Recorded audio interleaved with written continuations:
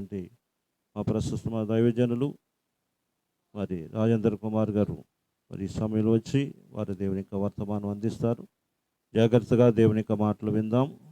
మరి రేపు అనేది మంద కాదు, మరి సమయం ఉండగానే మరి దేవుని యొక్క వాక్యం విని ఆ సర్వశక్తిలో నడవాలని ఆశిస్తున్నాం. ఏ స్తోత్రం. హల్లెలూయా. తప్పులు కొడదాం అందరము. హల్లెలూయా.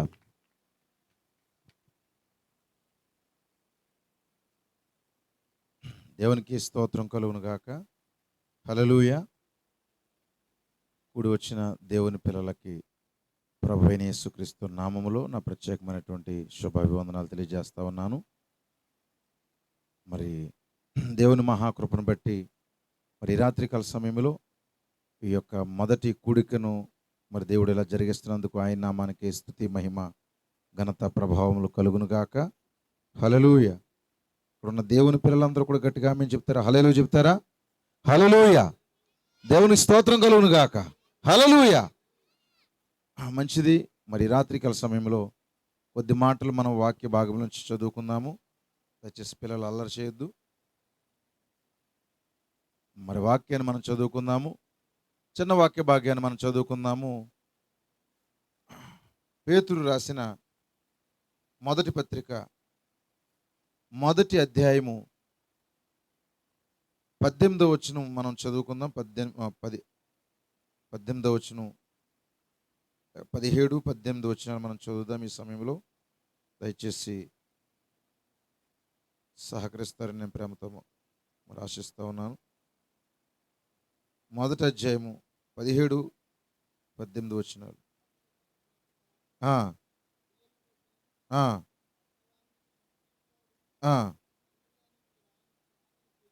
అవును. గనుక మీరు పరదేశులై ఉన్నంత కాలము పితృపారంపర్యమైన మీ వ్యర్థ ప్రవర్తనను విడిచిపెట్టినట్టుగా వెండి బంగారముల వంటి క్షయ వస్తువుల చేత మీరు విమోచింపబడలేదు గాని అమూల్యమైన, ఇక్కడ మంచి మాట చెబుతున్నాడు, అమూల్యమైన రక్తము చేత అనగా నిర్దోషమును నిష్కళంకమును నిష్కళంకమునైన గొర్రె పిల్ల వంటి క్రీస్తు రక్తము చేత విమోచింపబడుతురని మీరెరుగుదురు కదా.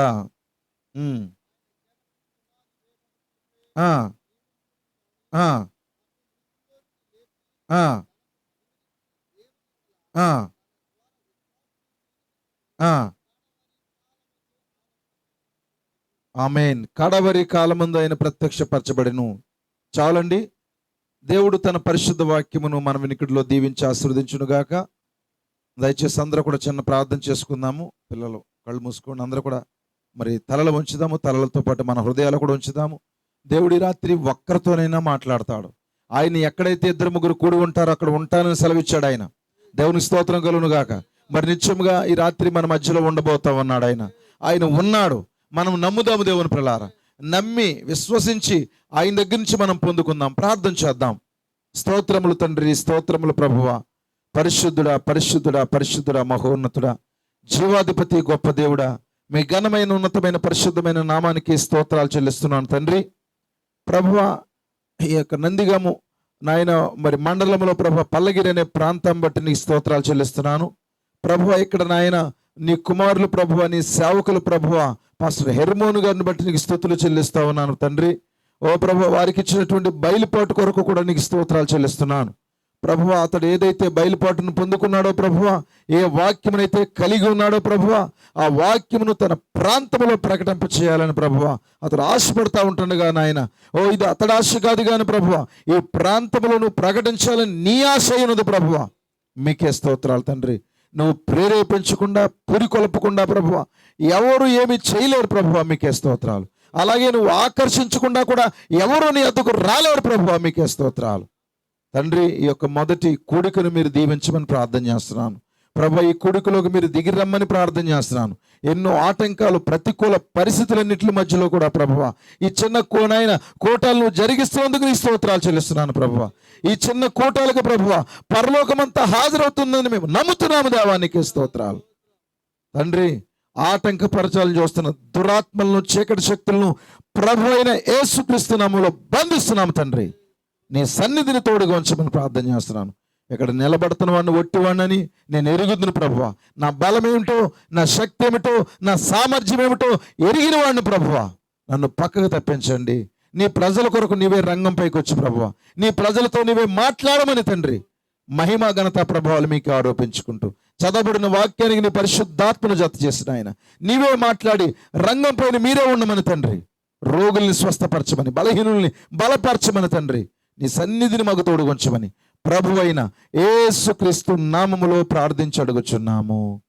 ఆమేన్, ఆమేన్. దయచేసి కూర్చుందాం ప్రియులారా.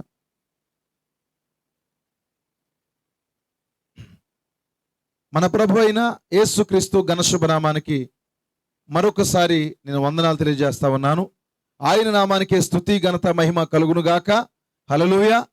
మరి ఈ ప్రాంతానికి మమ్మల్ని ప్రేమతో ఆహ్వానించినటువంటి దేవుని సేవకులు పాస్టర్ హెర్మోన్ గారికి నా ప్రత్యేకమైనటువంటి వందనాలు తెలియజేస్తా ఉన్నాను. మరి ఆయన మరి ఈ వాక్యాన్ని విని మరి ఈ గడియ ప్రత్యక్షతను అంగీకరించి దాన్ని ప్రకటింప చేయాలని వారెంతో మరి తపన కలిగి మరి కార్యం చేస్తూ ఉన్నారు. అలాగే దీనికి ఎంతగానో సహకారంగా ఉండి మరి వెనకాలను నడిపించి మరి ఎంతో సహకరిస్తున్నటువంటి దైవజనులు పాస్టర్ డి సీమోన్ గారికి కూడా, రాయపూడి సీమోన్ గారికి కూడా నా ప్రత్యేకమైన వందనాలు తెలియజేస్తా ఉన్నాను. హల్లెలూయా.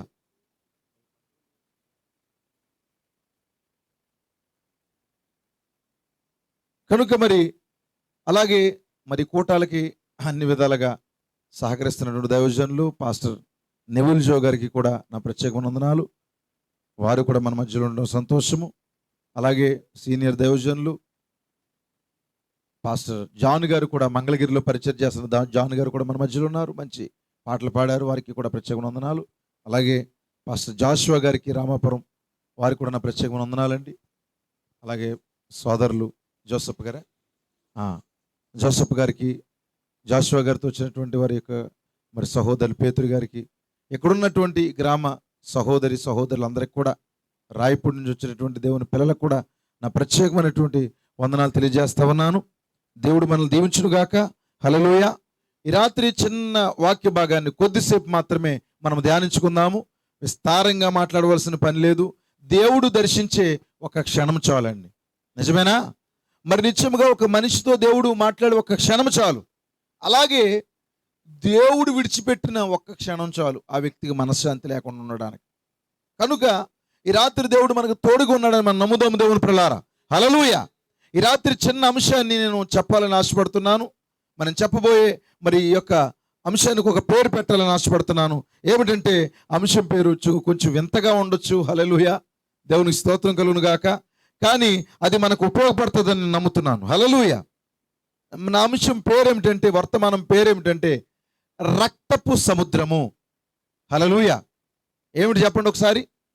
రక్తపు సముద్రం. హల్లెలూయా. ఏంటి పాస్టర్ గారు, ఇలాంటి రక్తపు సముద్రము ప్రపంచంలో ఎక్కడైనా ఉందా? ఏంటి ఇలాంటి పేరు పెట్టారు అని ఎవరైనా అనుకోవచ్చు ప్రియులారా. హల్లెలూయా. కానీ ఈ కాలానికి పంపించబడినటువంటి దేవుని మరి ప్రవక్త ఈ మాటను పలికాడు. హల్లెలూయా. దేవునికి స్తోత్రం కలుగును గాక. కనుక ఈ రక్తపు సముద్రము కొరకు మనము మాట్లాడుకోవాలని నేను ఆశపడతా ఉన్నాను. ఈ భూమి పైన ఇంచుమించుగా 30% భూమి ఉంది. 70% పైగా ఏముందంటే నీరే ఉంది. 71% పైగా నీరే ఉంది దేవుని ప్రియులారా. ఇంచుమించుగా అది కొన్ని అంటే 31 కోట్ల చదరపు మైళ్ళు దూరమును వ్యాపించి, నేను ఇంకా మరి తక్కువగా చెప్పొచ్చు, 31 కోట్ల చదరపు మరి మైళ్ళ మరి విస్తీర్ణం కలిగి, దానికంటే పైగా విస్తీర్ణం కలిగి ఆ యొక్క నీరు వ్యాపించి ఉంది దేవుని పిల్లారా. దాని అంతటినీ కూడా మరి సముద్రమని ఇంకా ఆయా రకాల పేర్లతో వాటిని మనం పిలుస్తూ ఉన్నాం. దేవునికి స్తోత్రం కలుగును గాక. నదులు అనొచ్చు, సరస్సులు అనొచ్చు. ఈ యొక్క భూమిని 71% పైగా, 70% పైగానే నీరు వ్యాపించుంది. హల్లెలూయా. ఈ భూగోళాన్ని అంతగా అది వ్యాపించుంది. అలాగే మరి చిన్న పెద్ద సముదాయం ఇది. చాలా సముద్రాలు ఈ భూమి పైన మరి మనం పేర్లు పెట్టాము దేవుని ప్రియులారా. కొన్ని పేర్లు వాటికి పెట్టాము. అయితే మరి ఈ భూమి అంతట్లో అనేక సముద్రాలు ఉన్న ఒక 5 సముద్రాలని ముఖ్యంగా చెబుతూ ఉంటారండి. నిజమేనండి. పసిఫిక్ మహాసముద్రం అని, ఇంకా అట్లాంటిక్ మహాసముద్రము, ఆర్కిటిక్ అదే దక్షిణ సముద్రము, ఇంకా హిందూ మహాసముద్రము, ఇట్లాగా కొన్ని పేర్లు పెట్టి ఇలాగ కొన్ని పేర్లు పెట్టి వాటిని మనం పిలుస్తూ ఉన్నాం. అలాగే ఇంకా ఆ దేశాల్లో ఉన్న చిన్న చిన్న సముద్రాలు, మధ్యధరా సముద్రము, ఎర్ర సముద్రము, ఇంకా ఉప్పు సముద్రము, మృత సముద్రము, ఇలాగ కొన్ని పేర్లు ఉన్నాయి. ఈ రాత్రి సముద్రాల పేర్లు చెప్పడానికి కాదు నేను. హల్లెలూయా. ఒక వ్యక్తిని పరిచయం చేయడానికే, మనందరికీ బాగా సుపరిచితమైనటువంటి వ్యక్తిని పరిచయం చేయడానికే ఈ యొక్క అంశాన్ని నేను ఎన్నుకున్నాను. ఈ రాత్రి నేను అట్లాంటిక్ మహాసముద్రం గురించి చెప్పడానికి కాదు, మరి ఆర్కిటిక్ మహాసముద్రం గురించి చెప్పడానికి కాదు, మధ్యధరా సముద్రము, ఎర్ర సముద్రము, మరి ఉప్పు సముద్రము, లేకపోతే ఇంకా మృత సముద్రము పరిచయం చేయడానికి కాదు నేను చెప్పేది. నేను ఒక సముద్రాన్ని ఈ రాత్రి మీకు పరిచయం చేస్తున్నాను. అదే రక్తపు సముద్రము. హల్లెలూయా. దేవునికి మహిమ కలుగును గాక. ఏంటండి రక్తపు సముద్రం అంటే? ఎక్కడైనా కేవలం రక్తముతోనే కూడినటువంటి సముద్రం ఉందా? ఈ భూప్రపంచాన్ని, హల్లెలూయా, పరలోకాన్ని మరి యావత్తుని ఏలుతున్నటువంటి ఒక సముద్రం అది మరి జీవనది. హల్లెలూయా. అది జీవ సముద్రమై ఉంది. అది ఒక సముద్రం అంటే ఒక నీరు కాదు, కానీ ఆయనే ప్రభు అయిన యేసుక్రీస్తు. హల్లెలూయా. రక్తపు సముద్రం అంటే ఎవరో కాదండి. ఎవరు చెప్పండి? ప్రభు అయిన యేసుక్రీస్తు. హల్లెలూయా. ఆ రక్తపు సముద్రములో మనం ములగాలి ఈ రాత్రి. ఎందుకంటే మరి చాలా మంది మరి ఈ లోకములో క్రీస్తునందు దేవుని ప్రియులారా, క్రైస్తవులు కానివ్వండి, క్రైస్తవేతరులు కానివ్వండి, వారు కూడా మరి తమ పాపాలు కడుక్కోవాలని వారు క్రైస్తవులైతే నీటిలో బాప్తిసం పొందుతారండి. నిజమేనా? మరి క్రైస్తవులు నీటిలో బాప్తిసం పొందుతారు. నీటిలో మునిగి వారు శుద్ధ వాళ్ళని కోరుకుంటా ఉంటారు. చాలా మంది నీటిలో మునిగి శుద్ధ వాళ్ళని కోరుకుంటారు. మంచిదే, మనం దాన్ని తప్పు పట్టట్లే. హల్లెలూయా. మరి వారు క్రైస్తవులు కానివ్వండి, క్రైస్తవేతరులు కానివ్వండి, వారు కొన్ని మరి మడి ఆచారాలు కలిగి ఉన్నారు ప్రతి ఒక్కరు కూడా. అయితే నీరు మనిషిని శుద్ధి చేయలేదని ఈ రాత్రి నేను చెప్పాలని ఆశపడతా ఉన్నాను. మరి మనిషిని శుద్ధి చేసేది, మనిషిని బాగు చేసేది, మనిషిని విమోచించేది, విడిపించేది ఒక నీరున్నది, ఒక సముద్రం ఉన్నది. అది ఏమిటంటే రక్తముతో కూడిన సముద్రము. హల్లెలూయా. దేవునికి మహిమ కలుగును గాక. అది జీవం లేనిది కాదు, అది మాట్లాడలేనిది కాదు, అది కదిలేది, అది మాట్లాడేది, అది స్వస్థపరిచేది. హల్లెలూయా. యేసుక్రీస్తేనా రక్తపు సముద్రం అంటే? ఆయనేనా ఈ రాత్రి మనల్ని స్వస్థపరిచేది? ఆయనేనా ఈ రాత్రి మనల్ని విడిపించేది? ఆయనేనా మనల్ని విమోచించేది? హల్లెలూయా. ఇక్కడ మనం చదివాం, వాక్య భాగాన్ని చదివాం మనం. ఏమిటంటే 18వ వచనం చదవండి సార్. మన పితరుల నుండి వస్తున్నటువంటి ఆ ఆచారాల పారంపర్యాచారమైనటువంటి మీ వ్యర్థమైన ప్రవర్తన. ఎందుకంటే మన పితరుల్లో నుంచి వస్తున్నటువంటి మన వ్యర్థ ప్రవర్తన ఇది కొంచెం కఠినంగానే ఉండొచ్చు దేవుని ప్రియులారా. ఒక వ్యక్తిని చూస్తూ ఉంటాం, ఒక యవనస్తుని చూస్తూ ఉంటాం. చూసేసరికి వాడి ఊరికే ఈదిలో ఉండి తిడతా ఉంటాడు, వీధిలో తాగుతూ ఉంటాడు, ఇష్టానుసారంగా ప్రవర్తిస్తూ ఉంటాడు, ఇతరులను గాయపరుస్తూ ఉంటాడు. అప్పుడు ఆ వ్యక్తిని చూసేసరికి చాలామంది పెద్దలు అంటారు, ఏమంటారంటే, ఒరే వీళ్ళ తాత కనపడుతున్నాడు వీళ్ళు. నిజమేనా? వీళ్ళ తాత ఇలాగే రోడ్ల మీద తిరిగేవాడు, ఇలాగే తిట్టేవాడు, ఇలాగే పడేవాడు అందరిపైన, ఇలాగే అందరిని ఇబ్బంది పెట్టేవాడు, వీడి తాత కనపడుతున్నాడు. ఎవరి నుంచి వచ్చింది? వారి తాతల నుంచి ఆ పితృ పారంపర్యాచారం వచ్చిందనమాట. ఆ వ్యర్థమైనటువంటి ప్రవర్తన మరి తిట్టుబోతుతనం కానివ్వండి, తిరుగుబోతుతనం కానివ్వండి, మరి పాపం కానివ్వండి, వ్యసనాలు కానివ్వండి, ఇతరులు ఇబ్బంది పెట్టే పనివి కానివ్వండి, అది పితరుల నుంచి జీన్స్ ప్రభావం అన్నమాట. నిజమేనంటారా? ఆ జీన్స్ ప్రభావాన్ని బట్టి మరి నిత్యముగా వారి ప్రవర్తన ఉంటుంది. మరి వారి కుటుంబంలో వారి మేనమామో, వారి యొక్క తండ్రో, అతడి యొక్క మరి తాతో ఎవరో అలా రోడ్ల పైన ఇష్టానుసారంగా తిట్టుకుంటా వెళ్ళేవాడు. అదే ఆచారం ఇతనికి వచ్చింది, అదే ప్రవర్తన ఇతనికి వచ్చింది, అదే కార్యాలు ఇతనికే వచ్చినాయి. అందుకే చాలా మంది ఆ వీధిలో మరి పెద్దలైన వారు కొంతమంది పూర్వీకులు అంటారు, వీడు చేసే పనులను వీడి తాత చేస్తున్నట్టుంది. వీరి కుటుంబస్తులు, వీరి పూర్వ వ్యక్తులు ఇట్లాగే ప్రవర్తించేవారు. హల్లెలూయా. కనుక మరి నిత్యముగా దేవుని పిల్లలారా, మనందరము కూడా ఆదాములోంచి వచ్చాం. మనందరము నిజమేనా? ఆదాము మన పితరుడైనటువంటి మన తండ్రి, అతడు మన తాత. హల్లెలూయా. మనకు బాగా బాగా ముత్తాత అన్నమాట ఆయన. ఏ వరుస ఎట్టొచ్చు అతనికి, సరే అతడు మన తండ్రి అయి ఉన్నాడు. ఆదాములోంచే మనందరం వచ్చాం, మన పితరులందరిలోంచి మనం వచ్చాము. ఏమైంది ఏదైనా వనములో?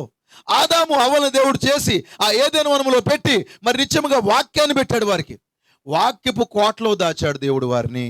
నిజమేనా? హల్లెలూయా. వారిని దేవుడు అన్నాడు చక్కగా 5 రోజులు సృష్టి చేశాడు దేవుడు. 5 రోజులు సృష్టి చేసి మరి మొదటి దినాన్న లెట్ దేర్ బి లైట్ అన్నాడు ఆయన. మరి వెలుగు కలుగును కాకంటే వెలుగు వచ్చింది. ఆయన సమస్తము సృజించిన తర్వాత 6వ రోజున, 6 అనేది మానవుని సంఖ్య అయి ఉన్నది. నిజమేనా? 6 మానవుని సంఖ్య, 7 దేవుని సంఖ్య. 7లో దేవుడు సంపూర్ణుడై ఉన్నాడు, 3లో దేవుడు పరిపూర్ణుడై ఉన్నాడు, 5లో దేవుడు కృప అయి ఉన్నాడు, 50లో అయినా మరి జూబిలీ అయి ఉన్నాడు మనకి. హల్లెలూయా. 6 అనేది మానవుని సంఖ్య. ఎందుకంటే 6వ రోజునే దేవుడు మనిషి సృజించాడని. సృజించిన మానవు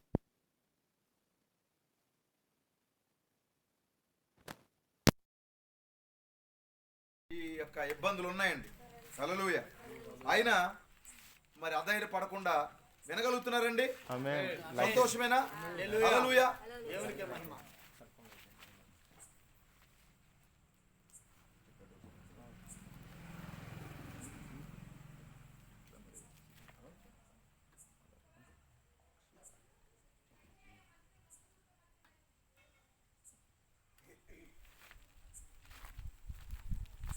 వింటున్నారా అండి? హల్లెలూయా. మరి దేవుడు ఆదాముని సృజించి ఆదాముని ఏమన్నాడంటే, తోట చెట్ల మధ్యలో అన్ని ఫలాలను నిరభ్యంతరంగా తినొచ్చు, కానీ ఆ తోటలో అన్ని ఫలాలను తినొచ్చు, కానీ మధ్యలో ఒక చెట్టు ఉంటుంది. హల్లెలూయా. ఆ చెట్టు వృక్ష ఫలాన్ని మీరు తినవద్దు అన్నాడంతే. దేవుడు ఏదైనా చెప్తే దానికదే అబ్సల్యూట్. హల్లెలూయా.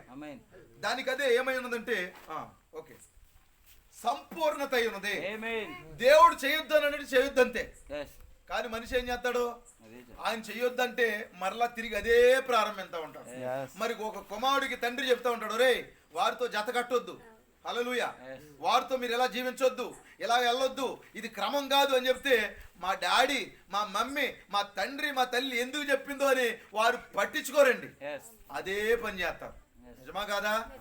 వెనకాల చైర్లో కూర్చున్న వాళ్ళు చెప్తారా? నిజమేనా? హల్లెలూయా. ఎందుకు ఈ స్వభావం ఎలా వచ్చింది? ఆదాము నుంచి వచ్చింది.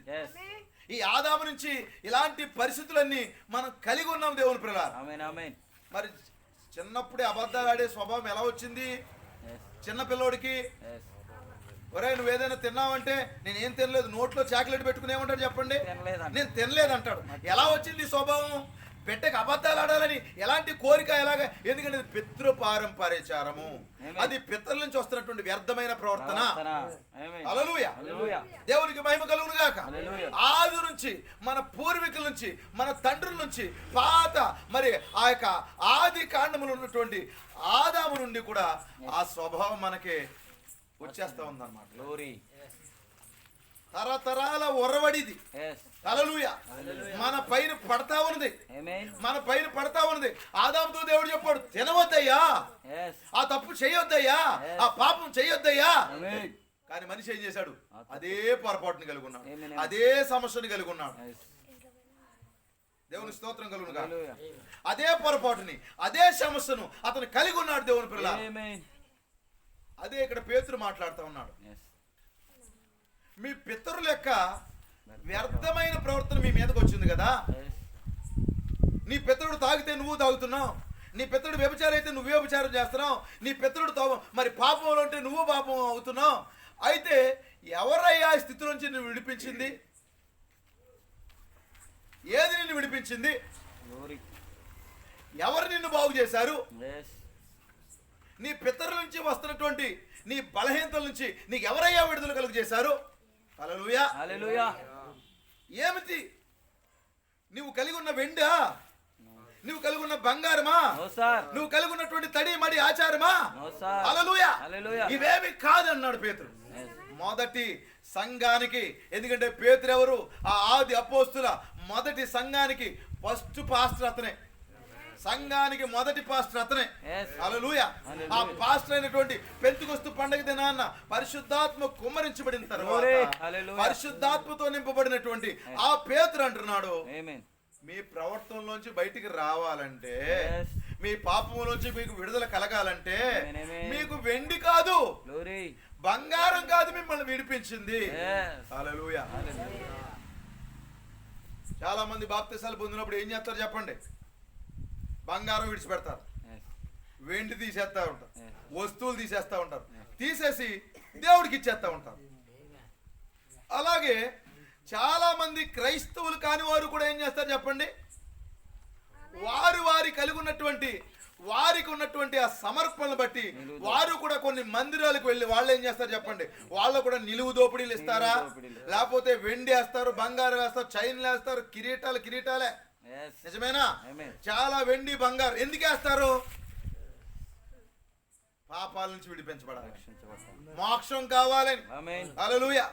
మోక్షం కావాలని, పాపం నుంచి బయటికి రావాలని, మరి పరలోకం వెళ్ళాలని, మరి రోగాలు స్వస్థపడాలని. హల్లెలూయా. అయితే వాక్యం ఏం చెప్తుందంటే నిన్ను వెండి విడిపించదు, నిన్ను బంగారం విడిపించదు, నిన్ను నీరు విడిపించదు. హల్లెలూయా. తెల్లారి గట్లు వెళ్ళిపోయి అర్జెంటుగా ఏదో ఒక కాలువలోనో మరి లేకపోతే ఒక నదిలోనో ఒక సముద్రంలోనో మునిగితే నీకు వెంటనే ఏదో కలగదని బైబిల్ చెబుతా ఉంది. మరి ఏంటయ్యా నిన్ను విడిపించేది? రక్తపు సముద్రము. హల్లెలూయా. ఒక రక్తపు సముద్రము మన కొరకు రెడీగా ఉంది. దేవునికి స్తోత్రం కలుగును గాక. హల్లెలూయా.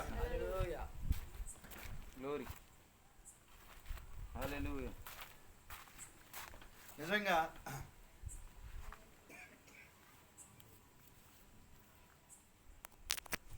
హల్లెలూయా. ఎందుకంటే కొన్ని స్థలాలకు వెళ్ళినప్పుడు చాలా మరి అన్ని ఏర్పాట్లు చక్కగా ఉంటాయి, పరిస్థితులు బాగుంటాయి. ఆ సందర్భంలోనూ కూడా వాక్యం చెప్పాలి. నిజమేనా? అలాగే ప్రతికూల పరిస్థితుల్లో కూడా వాక్యం చెప్పాలి. దేవునికి మహిమ కలుగును గాక. నేను ఈ సమయంలోనే మరి ఎంత స్పీడ్గా మాట్లాడుతాను, ఈ సమయంలో నేను మాట్లాడలేనిది మరి కుదరదు. దేవుని సేవకులుగా మాకు దేవుని స్తోత్రం కలుగును గాక. ఏం చెప్తున్నాను ఇక్కడ? పితరులు నుండి మనకి పాపాలు వస్తూ ఉన్నాయి. ఒక చిన్న పిల్లోడికి అబద్ధం ఆడమని ఎవరు చెప్పారు? ఒక చిన్న బిడ్డకి మరి అతడు ఏమంటాడు చెప్పండి? కనబడతాడు, మనకి కనబడినా సరే కనబడినట్టు చెబుతూ ఉంటాడు అనమాట. నేను దాక్కున్నానంటాడు, మనకు కనబడతాడు. నోట్లో చాక్లెట్ ఉంటుంది, నేను తినలేదంటాడు. అందుకే ఒక పోయం ఉంటుంది, రైమా పోయం, అది ఏమంటారు? Johnny Johnny yes papa. అప్పుడు అడుగుతున్నాడు, ఆ తండ్రి అడుగుతాడు అనమాట, ఈటింగ్ షుగర్ అని అడుగుతాడు. అప్పుడు నోట్లో ఉండించుకుని నో పాప. అప్పుడు టెల్లింగ్ లైస్ అన్నాడు, ఓపెన్ యువర్ మౌత్ అన్నాడు. అనగానే నోట్లో తీసుకుని హాహాహా అన్నదండి. ఎవరు రాశారో కానీ భలే రాశారండి. నిజమేనా? ఏమిటది? నోట్లో షుగర్ పెట్టుకుని కూడా నో పాప అంటుందంటే ఆ చిన్న బిడ్డకి అబద్ధం ఆడమని ఎవరు చెప్పారు? బాల్యం నుంచే మరి తప్పులు చేయాలని, పాపం చేయాలని. ఈరోజు చూడండి, గ్రామాల్లో చిన్న చిన్న పిల్లలు చెడిపోవట్లేదండి. ఎవరన్నా నేర్పిస్తున్నారు వారికి ప్రత్యేకంగా? వారికి ఆ ఆలోచనలు ఆటోమేటిక్గా వచ్చేస్తున్నాయి. ఎందుకు వస్తున్నాయి అట్లాగా? ఎందుకు అలా చెడిపోవాలని ఆలోచనలు కలుగుతున్నారు? తల్లిదండ్రులు ఎంతో బాగా చెప్తారు, ఒరే నాయనా, నీ కొరకు నీ అమ్మ మీ అమ్మ నేను చాలా బాధపడుతున్నాంరా, ఇలా ఉండకరా దయచేసి. అమ్మా ఎలాగే వెళ్తున్నావు అలాగే రా తల్లి అని తల్లి చెప్తా ఉంటుంది. అలాగే అని చెప్తుంది, మరలా పడిపోతూ ఉంటుంది. తండ్రికి చెప్తాడు, ఒరే నాయన నీ తల్లి చాలా బాధపడుతుందిరా, గొడవలు పెట్టుకోకురా, జాగ్రత్తగా ఉండరా, బండి స్లోగా నడపరా, ఒరే నీకేమనైతే మేము తట్టుకోలేమురా, అలాగే అని చెప్పేసి స్పీడ్గా పోతా ఉంటాడు. అలాగే అని చెప్పేసి ఎక్కడో పడిపోయి వస్తూ ఉంటాడు. అలాగే అని చెప్పేసి ఎక్కడో చెడిపోయి వస్తూ ఉంటాడు. తల్లిదండ్రులు ఎంతో అతి గారాబగా పెంచుతారు, చాలా జాగ్రత్తగా చూసుకుంటూ ఉంటారు. ఎక్కడో సిగరెట్లు తాగుతాడు వీడు. అరే నా కుమారుడు ఎలాగ అయిపోతున్నాడేంటి, నా కుమారుడు ఎలా పాడైపోతున్నాడేంటి, ఏంటిరా నీకు ఎవరు నేర్పించారు రా సిగరెట్లు తాగమని? అప్పుడు మనం అంటాం ఫ్రెండ్స్ ప్రభావం, ఫ్రెండ్స్ ఎలా చేశారు, ఫలానోడు ఎలా చేశాడు. ఫ్రెండ్స్ లేకుండా అలవాట్లు నేర్చుకున్నవారు లేరేంటి? సీక్రెట్గా ఒంటరిగా ఉండి తప్పులు చేసేవారు లేరా? ఏమిటండి ఈ ఆలోచనలు ఎట్లా వస్తున్నాయి? చిన్నప్పటి నుంచే. ఎందుకంటే పితరుల నుంచి వస్తున్నాయి, మనకి ఆదాము నుంచి వస్తా ఉన్నాయి. ఎందుకంటే మన తండ్రి అయినటువంటి ఆదాము పడిపోయాడు. మన తండ్రి అయిన ఆదాము ఆరంభంలో పాపం చేశాడు, పతనమైపోయాడు, దేవుని నుంచి తొలగిపోయాడు. అదే మనకు వచ్చేస్తా ఉన్నది, అదే మన పైన పడతా ఉన్నది. మన పైన, మన పిల్లల పైన, గ్రామాల పైన, దేశాల పైన, ఇప్పుడు యావత్ ప్రపంచము కూడా పాపములో మునిగి తేలుతా ఉంది. నిజమేనా? ప్రపంచమంతా ఒకే ఒక ఆలోచన ఏమిటి? వ్యభిచారం. మంచివారు లేరని మనం చెప్తున్నామా? అందరి కొరకు కాదండి, అందరిలో. మరి నిజమైన దేవుని పిల్లలు ఉన్నారు. హల్లెలూయా. అందరూ తాగుతున్నారని మనం చెప్పట్లే, అందరి కొరకు నేను చెప్పట్లే. జాగ్రత్తగా మీరు అవగాహన చేసుకోండి దేవుని పిల్లలు. ఇప్పుడు ప్రపంచంలో పనిచేసే ఆత్మ ఏమిటి? వ్యభిచారం. ప్రపంచంలో పనిచేసే ఆత్మ ఏమిటి? తాగుడు. మరి ప్రపంచంలో పనిచేసే ఆత్మ ఏంటి? ఒకరినొకరు చంపుకోవడం, కొట్టుకోవడం. ఇవే దేశాల మధ్య, ప్రపంచాల మధ్య, ప్రపంచం మధ్య ఇదే తాండవం చేస్తా ఉన్నది, మరి పని చేస్తా ఉన్నది. ఏమిటి ఇదంతా? ఎందుకు ఇలాగా? మనిషిని చంపుకునేవాడుగా చేశాడు దేవుడు? లేదండి, చంపుకునేవాడుగా దేవుడు చేయలేదండి. అవ్వ తప్పుడు విత్తనాన్ని స్వీకరించింది. ఆ తప్పుడు విత్తనం ఎవరు? కయీన్ అయి ఉన్నాడు.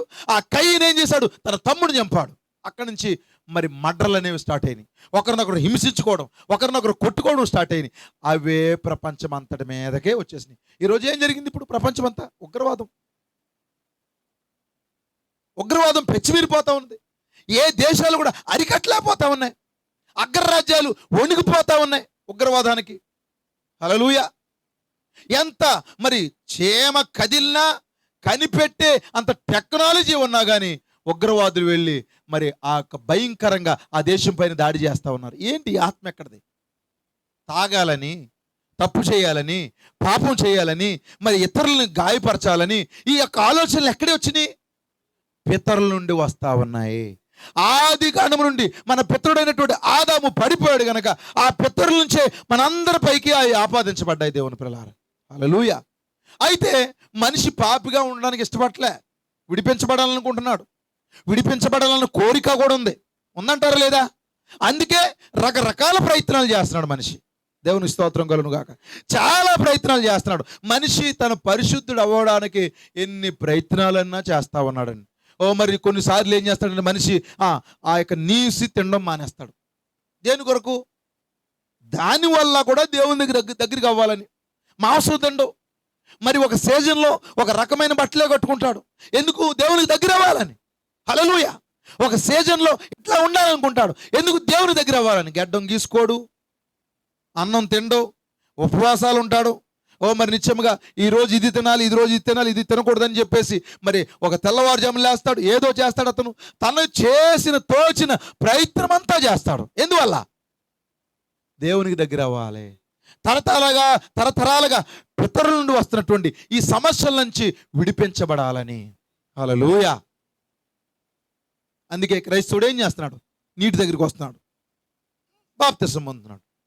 బాప్తిసం పొందున్నాడు, ఓకే, మారిపోయాడా? ఎందుకు మారట్లేదు? ఎందుకు అతనికి మార్పునివ్వట్లేదు? అతడు పొడిపాపుగా వచ్చాడు, నీటిలో మునిగిన తర్వాత తడిపాపుగా ఇంటికి వెళ్ళిపోతున్నాడు. మారు మనసులే, అతనికి సరైన వాక్యం లేదు. హల్లెలూయా. మరి అందులోకి ఆ విషయాల్లోకి మేము తర్వాత ఇంకా మనకు 2 రోజులు ఉన్నాయి, 2 రాత్రులు ఉన్నాయి కనుక మరలా మీరు రండి. రేపు రాత్రి, ఎల్లుండి రాత్రి కూడా మీ మధ్యలో దేవుడు మాట్లాడబోతున్నాడు. హల్లెలూయా. మరి రోగులుంటే ఖచ్చితంగా దేవుడు స్వస్థపరచబోతున్నాడు. దేవుని స్తోత్రం కలుగును గాక. మరి నిత్యముగా వ్యసనాల నుంచి, పాపము నుంచి బయటికి తీసుకురాబోతున్నాడు. చాలామంది క్రైస్తవులు అనుకుంటారు, సువార్త అన్యులకు చెప్పాలి, మేము ఎప్పుడో మారు మనసు పొందేసాం, ఎప్పుడో బాప్తిజం పొందేసాం. ఓకే, వెరీ గుడ్, హల్లెలూయా. ఎప్పుడో మారు మనసు పొంది, ఎప్పుడో రక్షణ పొందేసినా కానీ వారి ఇంట్లో టీవీ ఉంటుంది, సినిమాలు చూస్తూ ఉంటారు. వారు అంటారు మేము క్రైస్తవులమే అంటారు. వారు ఎట్లా క్రైస్తవులో బైబిల్లో అలా సినిమాలు చూసి కూడా దేవుని పిల్లలు అనిపించవచ్చు అని ఎక్కడ ఉందామని నాకు చెప్పాలి వారు. దేవుని స్తోత్రం కలుగును గాక. సరే, మంచిది. చూడండి, ఇప్పుడు పేతురు అంటున్నాడు అక్కడ, ఏమన్నాడంటే మీ పితరుల నుంచి వస్తున్నటువంటి ఆ ఆచారాలు, ఆ వ్యర్థమైన ప్రవర్తన అది విడిచిపెట్టినట్లుగా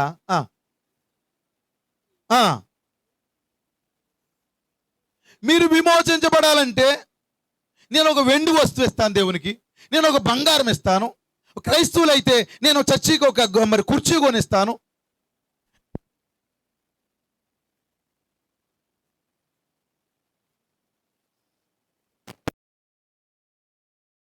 పోరాటం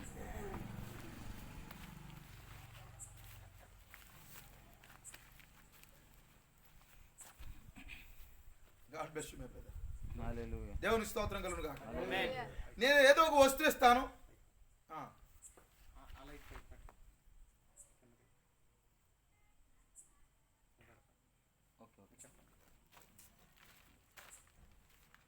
నేను ఏదైనా వస్తువులు ఇస్తాను, నేను ఏదైనా కూటాలు పెట్టినప్పుడు ఏదైనా మరి దేవునికి ఇస్తాను. మంచిదే, ఇవ్వచ్చు అంటారా? ఇవ్వాలి ఖచ్చితంగా. ఇస్తేనే దేవుడు దీవిస్తాడు. అయితే దాని వలనే మన పాపాలు పోతాయేమో, మనం పరిశుద్ధులం అవుతామేమో, మనం రక్షణ పొందుకుంటామేమో, దాన్ని బట్టే దేవుడు పరలోకం ఇస్తాడేమో. కాదండి. హల్లెలూయా. ఈ రాత్రి నేను ఒక విషయాన్ని జాగ్రత్తగా మీకు చెప్పాలని ఆశపడుతున్నాను ప్రియమైన దేవుని పిల్లారా. చాలా సంగతులు ఇక్కడ ఉన్న పరిస్థితులను బట్టి నేను మాట్లాడతాను. త్వరగా ముగించేస్తాను దేవుని పిల్లారా. ఇంచుమించుగా మనము 9 గంటలకే 9:30కే మనం ముగించేసుకోవచ్చు.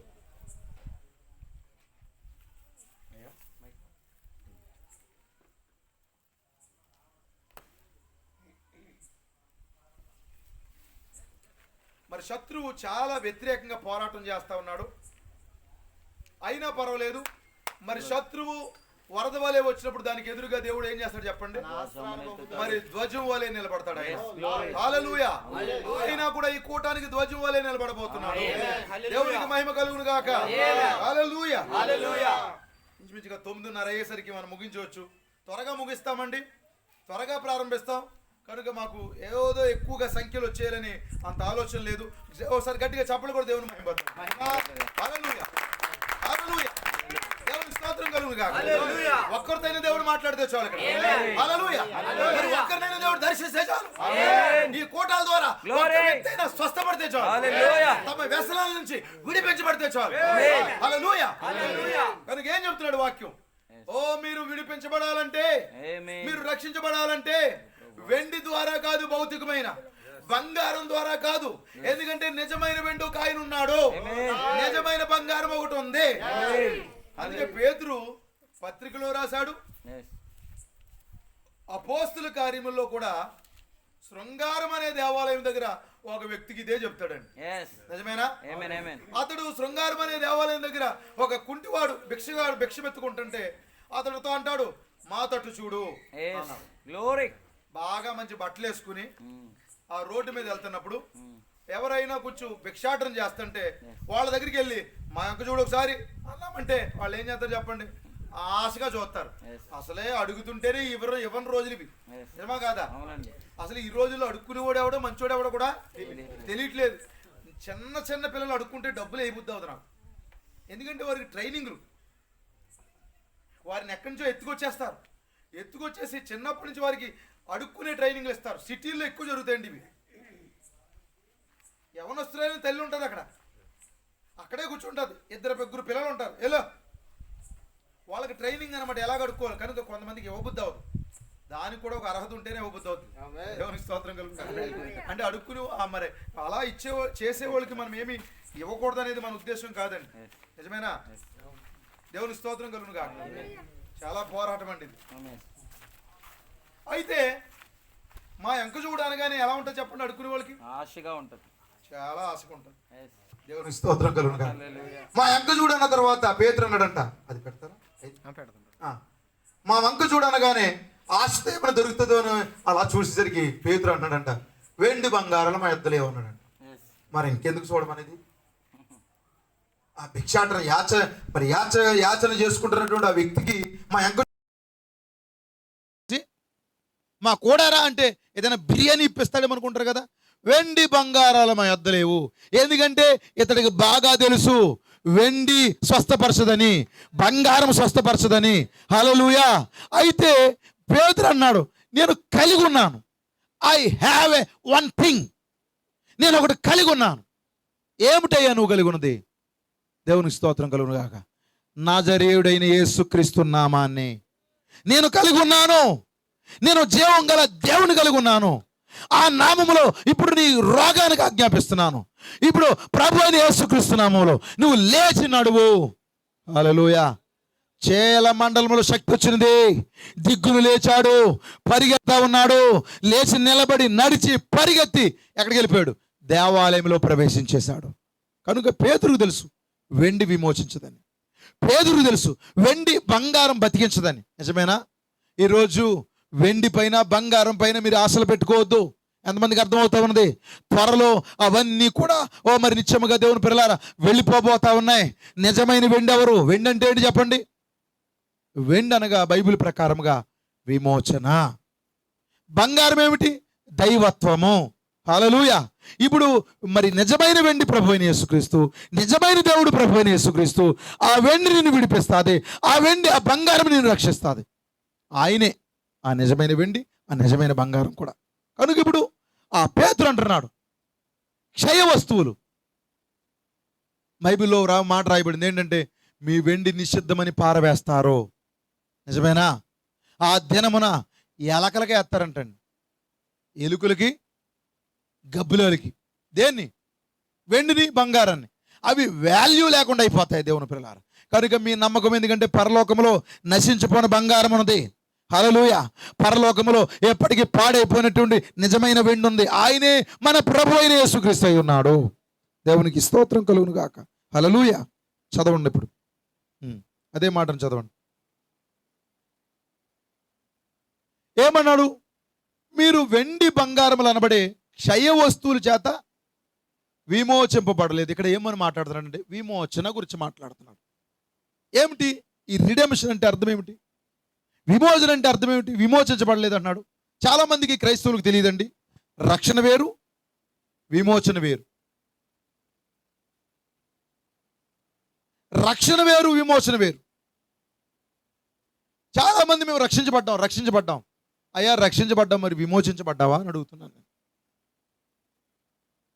అందుకే నీకు రక్షణ కావాలా, రక్షకుడు కావాలా? చెప్పాలి. రక్షకుడు కావాలి, రక్షణ కాదు. ఎందుకంటే రక్షకుడే మనకి రక్షణ ఇచ్చేవాడు. దేవుని స్తోత్రం కలుగును గాక.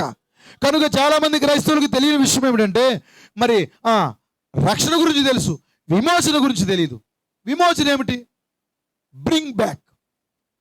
విమోచన అంటే అర్థం ఏమిటంటే దేవుని పిల్లలారా, నువ్వేదైతే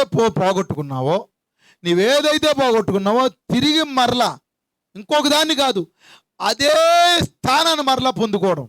హల్లెలూయా. దీని గురించి ఇక్కడ మరి ఈ ప్రజల దగ్గరే ఇదంతా కూలంకోశంగా చెప్పే సమయం అయితే కాదు. కానీ సింపుల్గా మీకు చెప్పాను.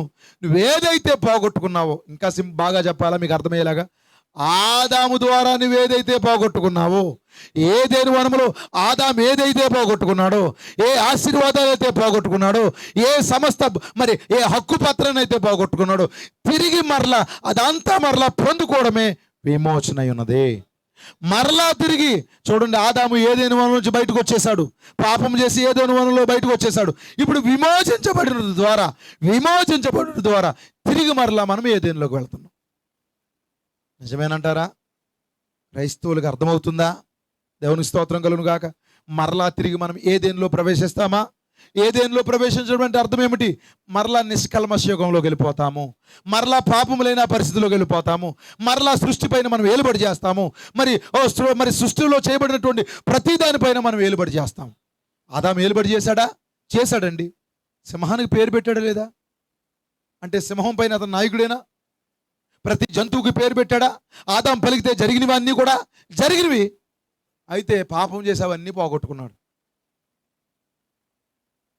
ఆదాం పాపం చేయక మునుపు సింహం గాండ్రించలేదు. ఆదాం పాపంలో పడకముందు కుక్క మొరగలేదండి. పడిపోయిన తర్వాతే ఇవన్నీ ఆదాం పైకి మరి వ్యతిరేకంగా తిరిగాయి. అయితే ఇప్పుడు తిరిగి మరలా విమోచించబడుట ద్వారా మరలా ఒరిజినల్ స్థితిలోకి మనం వెళ్ళిపోతాము. ఇప్పుడు విమోచన ఎలా వస్తుంది మనకి? వెండి ద్వారా కాదు, బంగారం ద్వారా కాదు, ఇంకా చెప్పాలా సంస్థ ద్వారా కాదు, వింటున్నారా? శాఖల ద్వారా కాదు, ట్రైనింగ్ల ద్వారా కాదు. హల్లెలూయా, దేవునికి స్తోత్రం కలుగును గాక. నేను చర్చికి వెళ్తున్నానండి, నేను ప్రార్థనకి వెళ్తున్నాను. నువ్వు ప్రార్థనకి వెళ్తావు, ప్రార్థనకి వెళ్తే ఏమిటి? నీ జీవితం మారినప్పుడు చాలామంది క్రైస్తవులు ప్రార్థనకి వెళ్తారు, మరలా కొత్త సినిమాలకి మూవీలకి ఓపెనింగ్లు కూడా వెళ్తారు అక్కడికి. నిజమేనా? చాలామంది చర్చిలో ముసుకేసి వాక్యం వింటారు, అదే ముసుగు మరలా సీరియల్ దగ్గర కూడా ఉంటుంది. అయితే ముసుగు దేనికి ఎత్తారంటే కళ్ళుకి ఎత్తారు. ఎందుకు? కాళ్ళజోడు ఎట్టుకుని చూస్తారనమాట. దేవుని స్తోత్రం కలుగును గాక. ఎందుకంటే 2 కళ్ళు 4 కళ్ళు అవుతాయి అక్కడే. చూసి చూసి చూసి చూసి ఆ 2 కళ్ళు 4 కళ్ళు అక్కడే అయిపోతాయి. కనుక నువ్వు సినిమాలు చూస్తావు, చర్చికి వెళ్తావు, నీకు విమోచన లేదు. కనుక ఇప్పుడు మనం విమోచించబడాలి. దేని ద్వారా? ఒక సంస్థ ద్వారా కాదు, ఒక మనిషి ద్వారా కాదు, లేకపోతే మనం కలిగి ఉన్నటువంటి తడిమడి ఆచారాలు కాదు, ఏదో ఆదివారం చర్చికి వెళ్ళడం ద్వారా మాత్రమే కాదు. ఆదివారం చర్చికి వెళ్ళడం పాపం అని చెప్పట్లేదు, తప్పు అని చెప్పట్లేదు. చర్చికి వెళుతూ కూడా తప్పుల్లో జీవిస్తున్న వారి కొరకు నేను చెప్తున్నాను. మంచివారు కొరకు నేను మాట్లాడట్లేదు. మంచివారు ఉన్నారు ఈ గ్రామంలో, అలాంటి మంచివారు ఉన్నారు. హల్లెలూయా, దేవునికి స్తోత్రం కలుగును గాక. కనుక మరి ఏంటంట? దేని ద్వారానంట మనకు విమోచన? అమూల్యమైన రక్తం, నిష్కళంకమైన రక్తం. హల్లెలూయా. అది ఎలాంటిదంటే నిర్దోషమైంది. నిర్దోషం అంటే పాపము లేనిది. యేసుక్రీస్తు రక్తం నిర్దోష రక్తమేనా? పాపము లేని రక్తమేనా? ఆయన పాపి కాదు దేవుని పిల్లారా. ఎందుకంటే ఆయన చూడండి, స్త్రీ పురుషుల కలయిక వల్ల జన్మించిన వాడు కాదు. ఆయన స్త్రీ పురుషుల కలయిక మరి ఉద్రేకాల వల్ల జన్మించిన వాడు కాదు. హల్లెలూయా. ఆయనలో ప్రవహిస్తున్న రక్తము అది యూదుని రక్తము కాదు, అది అన్యుని రక్తము కాదు, అది దేవుని రక్తము. హల్లెలూయా. చూడండి, మరియను ఎప్పుడు కూడా బైబిల్లో ఆయన అమ్మ అని పిలవలేదండి. తెలుగులో రాయబడుతుంది, కానీ ఉమెన్ అని రాయబడింది. ఓ స్త్రీ. ఎందుకంటే మరియలో మరి కన్య మరియ గర్భమందు ఆయన జన్మించాడు. మరియ కుమారుడు అనబడ్డాడు, ఆయన యేసేపు కుమారుడు అనబడ్డాడు, కానీ ఆయన దేవుడై ఉన్నాడు. హల్లెలూయా. కనుక చూడండి, ఇక్కడ మరి అండం ఎవరిది? స్త్రీ అండం ఎవరిది? దేవుడే సృష్టించాడు మరియలో. పురుష బీజకణం ఎవరిది? అది యేసేపుది కాదు, అది ఆయనదే. అందుకే అది పాపము లేని బ్లడ్ సెల్ అయి ఉన్నది. అది హల్లెలూయా. పాపము లేని రక్త కణమై ఉన్నది ఆయన. దేవునికి స్తోత్రం కలుగును గాక. అందుకే చెబుతున్నాడు, పాపుల్ని విమోచించాలంటే ఏమన్నా గుడ్డోడికి దోవ చూపగలడా? దోవ చూపలించలేడు. వారిద్దరు కూడా గుంటలో పడతాడని బైబిల్లో రాయబడింది. ఒక పాపి ఇంకొక పాపిని ఎలా విడిపించగలడు? ఒక పాపి ఇంకొక పాపిని ఎలా రక్షించగలడు? అందుకే పాపము లేని ఒక రక్తం ఉన్నది. హల్లెలూయా. పాపము లేని ఒక దేవుడు ఉన్నాడు, ఆయనే ప్రభు అయిన యేసుక్రీస్తు. ఆయనకి రాత్రి ఒక పేరు పెట్టాను, రక్తపు సముద్రమై ఉన్నాడు ఆయన. దేవునికి స్తోత్రం కలుగును గాక. నిర్దోషమైనటువంటి పాపము లేని నిష్కళంకమైన కల్తీ లేని రక్తం అది. దేవునికి స్తోత్రం కలుగును గాక. ఆ రక్తములో ములిగితేనే మన పాపాలు పోతాయండి. క్రైస్తవులందరూ వెళ్ళి యోర్దాను నదిలో ములిగినంత మాత్రం చేత ఏమీ ప్రయోజనం లేదు, పాపాలు పోవు. చాలా మంది క్రైస్తవులు అంటారు, మేము యెరూషలేము వెళ్ళాము, అక్కడికి వెళ్ళేటప్పుడు యోర్దాను నదిలో పొందాను నేను బాప్తిసం.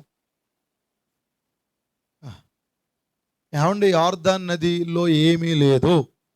దేవునికి మహిమ కలుగును గాక. ఓ మరి దేవుడు కొన్ని స్థలాలను విడిచిపెట్టి వెళ్ళిపోయాడు. ఓ మరి సొలొమోను దేవాలయాన్ని విడిచిపెట్టి వెళ్ళిపోయాడు, షెకెమును విడిచిపెట్టి వెళ్ళిపోయాడు, షిలోహును విడిచిపెట్టి వెళ్ళిపోయాడు. హల్లెలూయా. ఆయన యెరూషలేము మరి ఆ ప్రాంతాలు విడిచిపెట్టి వెళ్ళిపోయాడు. మరి ఎక్కడ ఉంటాడండి? తిరిగి జన్మించిన వారి దగ్గర ఉంటాడు, పరిశుద్ధంగా జీవించే వారి దగ్గర ఉంటాడు. వాక్యానికి ఎక్కడైతే చోటు ఉందో అక్కడే దేవుడు ఉంటాడు. దేవునికి స్తోత్రం కలుగును గాక. పుణ్యక్షేత్రాల్లోనూ గొప్ప గొప్ప స్థలాల్లోనూ దేవుడు ఉండడు. అందుకే సమరయ స్త్రీ ఏమంది? మా యాకోబు బావి కంటే గొప్పడు వేటి? ఆమె దృష్టి అంతా దేనిపైన ఉంది? బావుల పైన, యాకోబు పైన, పితరుల పైన, సమస్తల పైన ఉంది. కానీ వాటికంటే గొప్పవాడు ఒక ఆయన ఉన్నాడు. ఆయనే ప్రభువైన యేసుక్రీస్తు. ఆ నీరు తాగమంటున్నాడు ఆయన. హల్లెలూయా. దేవునికి స్తోత్రం కలుగును గాక. God bless you. దేవుడు మిమ్మల్ని దీవించును గాక. ఎక్కడ మనం విడిపించబడాలంటే, ఎక్కడ మనం రక్షించబడాలంటే నిర్దోషమైన రక్తం ఉంది, కల్తీ లేని రక్తం ఉంది. దానికి ఈ కాలానికి పంపించబడినటువంటి ఒక ప్రవక్త ఒక మంచి పేరు పెట్టాడు. ఏమిటంటే అదంటండి క్లోరాక్స్, బ్లీచ్ అన్నాడు. అదొక బ్లీచ్ లాంటిది. ఎందుకు ఆ రక్తాన్ని మనం బ్లీచ్తో పోల్చాము? బట్టలు ఉతికే సహోదరులు తెలుస్తూ ఉంటుంది. ఒక్కోసారి మరకలు ఎక్కువైపోయినప్పుడు ఏం చేస్తారు చెప్పండి? బ్లీచింగ్ వాడతారు. ఆ బ్లీచింగ్లో మరి వేసినప్పుడు ఆ మరకేమవుతుందంటే దాని మూలాల్లోకి వెళ్ళిపోతుంది అనమాట. ఇప్పుడు ఈ రక్తం ఏమిటో తెలుసండి, అది క్లోరాక్స్ అయి ఉంది. అది మరి ఒక అద్భుతమైనటువంటి, ఇది ఎలాంటి మరకలను తొలగించేదో తెలుసండి? నీ పాపపు మరకల్ని, దేవునికి స్తోత్రం కలుగును గాక, నీ నీచమైనటువంటి మరకల్ని. పాపపు మరకలు ఎలా ఉన్నాయి? స్వభావంలో కలిసిపోయినాయండి. నిజమేనా? ఆలోచనలో కలిసిపోయినాయి. Praise lord. కానీ బుద్ధులు తేడాగా ఉంటాయి, కొంతమంది చూపులు తేడాగా ఉంటాయి. సిస్టర్ ప్రైజ్ లార్డ్, కిందకే మీదకే పైకి తినేసినట్టు చూస్తాడు. చూసినోడు అంటాడు మళ్ళీ praise Lord sister, praise Lord brother. నేను నా ముందు కూర్చున్న వారి కొరకు మాట్లాడు, దయచేసి తప్పుగా అనుకోవచ్చుమా. కొన్ని సందర్భాల్లో కొన్ని చోట్ల జరుగుతున్న పరిస్థితులు నేను వివరిస్తున్నాను. దేవుని స్తోత్రం కలుగును గాక. వీరి ఉద్దేశాలు తప్పుగా ఉంటాయి, వీరి ఆలోచనలు తప్పుగా ఉంటాయి. అయితే ఈ బ్లీచ్ ఈ బట్టలను కాదు శుభ్రం చేసేది, నిజమేనా? స్వభావాన్ని, ఆలోచనల్ని, హల్లెలూయా, చూపుల్ని, మాటల్ని కడిగేది ఈ బ్లీచ్ అయి ఉన్నది. దేవునికి స్తోత్రం కలుగును గాక. ఈ బ్లీచ్లో ములగాలి. మరి పేతురు అదే చెప్తున్నాడు. అయ్యా, మీరు వెండి బంగారాలతో, ఆదివారం చర్చిలతో, గట్టిగా డప్పు కొడితే ఎగురుతూ గొంతులతో నీ పాపాలు పోగొట్టుకోలేవమ్మా. హల్లెలూయా. నేను ప్రతి వారం గుడికి వెళ్తానండి, మరి ఒక 100 రూపాయలు దేవునికి ఇచ్చేస్తానండి. హల్లెలూయా. దాన్ని బట్టి నీకు విడుదల రాదయ్యా. వెండి బంగారాలతో నువ్వు విడిపించబడలేదు. ఇక్కడ ఒక రక్తం ఉన్నది, నిర్దోషమైనటువంటి బ్లీచ్ వంటి ఒక రక్తం ఉన్నది. అందులో ములుగు, ఖచ్చితంగా నీ పాపాలు పటాపంచలైపోతాయి, మొక్కలైపోతాయి. దేవుని పిల్లలు, దేవుని స్తోత్రం కలుగును గాక. ఇక్కడ ఈ క్లోరెక్స్లో అంటే ఈ బ్లీచ్ అనబడి ఈ రక్తంలో గనక నీ పాపాలు పడవేశావంటే, నేను నా మరి చాలా భయంకరంగా నల్లగా ఉండి, అందుకే బైబిల్లో మాట ఉంది, నీ పాపములు ఎర్రనవైనను హిమం వల్లే తెల్లగా చేస్తానన్నా అన్నాడా? నేను చెప్పేది బైబిల్ భాషేనా? ఎలా తెల్లగా చేస్తాడైనా? అది బ్లీచ్ అంటున్నా. అందుకే తెల్లగా మారుతుందంటే ఆయన వాక్యం అంటే సబ్బు వంటిదంట. నిజమేనా? సబ్బులో ఉతికితే ఏమవుతుందో చెప్పండి? మరకలన్నీ పోతాయన్నమాట. కనుక ఆయన వాక్యము సబ్బు వంటిది, ఆయన వాక్యం, ఆయన రక్తము బ్లీచ్ వంటిది. అందులో వేస్తే ఏం జరుగుతుందో తెలుసండి? ఫస్ట్ ఆ యొక్క నల్లటి మరకలో మరవబడతాయంటండి. ఏమవుతాయి చెప్పండి? ఇక మరవబడతాయి. అక్కడితో యేసుక్రీస్తు రక్తంలో వేస్తేనే, నువ్వెన్ని ప్రయత్నాలు చేసినా అవ్వమ్మా. అవుతాయంటారా? అండి చర్చి కొంటానికండి, చర్చి కడతామేమో, కొంత స్థలం ఇచ్చామండి, అయినా నువ్వు ఇంకా పాపిగానే ఉండొచ్చు. నువ్వు భౌతికమైన మందిరాలు కడుతున్నావు కానీ నీ జీవిత మందిరాన్ని కట్టుకోలేకపోవచ్చు ఒకసారి. నిజమేనా? కనుక చాలామంది ఈ ప్రయత్నాలు చేసి ఎండవేళలో అలసిపోతాడండి పాస్టర్ గారు, మా ఇంటికాడ ఖచ్చితంగా డ్రింక్ ఇస్తామండి, అయినా సరే నువ్వు పాతాళానికి వెళ్ళిపోతావు. మార్పు చెందకపోతే అన్నాను, నువ్వు డ్రింక్ ఇచ్చినందుకు కాదు, అవన్నీ చేసి రహస్య పాపగా జీవిస్తే మాత్రం నీకు ఏమీ ప్రయోజనం లేదు ఈ రాత్రి. దేవునికి స్తోత్రం కలుగును గాక. నువ్వు ఎవరైనా సరే వచ్చి నువ్వు ఈ బ్లీచ్లో కడగబడాలి. హల్లెలూయా. ఆ బ్లీచ్లో కడగబడితే ఫస్ట్ అది మరవబడుతుంది. రెండో పాయింట్ ఏంటది? అది ఎప్పటికీ కనబడకుండా పోతుంది. దేవుని స్తోత్రం కలుగును గాక. చాలామంది క్రైస్తవులు చర్చికి వస్తారు, రక్తం దగ్గరికి రారు. చాలామంది క్రైస్తవులు నీటి దాకా వస్తారు, యేసుక్రీస్తు రక్తంలో కడగబడరు. వారికి నీతీకరణే జరుగుతుంది, రక్తముతో శుద్ధీకరణ జరగదు. వింటున్నారా? చూడండి, దేవుడు ఏం చేశాడు తెలుసండి? ఆది కాండములో నోవహు కాలంలో దేవుడు భూమిని నీటితో నింపేశాడు. నీటి ద్వారా బాప్తిస్మం ఇచ్చాడా? 2000 సంవత్సరాల క్రితము భూమిపైన రక్తము కాచాడు. రక్తంతో బాప్తిస్మం ఇచ్చాడా? మూడవది అగ్నితో కాల్చబోతున్నాడు. ఇప్పుడు అగ్ని బాప్తిస్మం కూడా దేవుడు ఇవ్వబోతున్నాడు. కనుక మనకు కూడా అలా జరగాలి.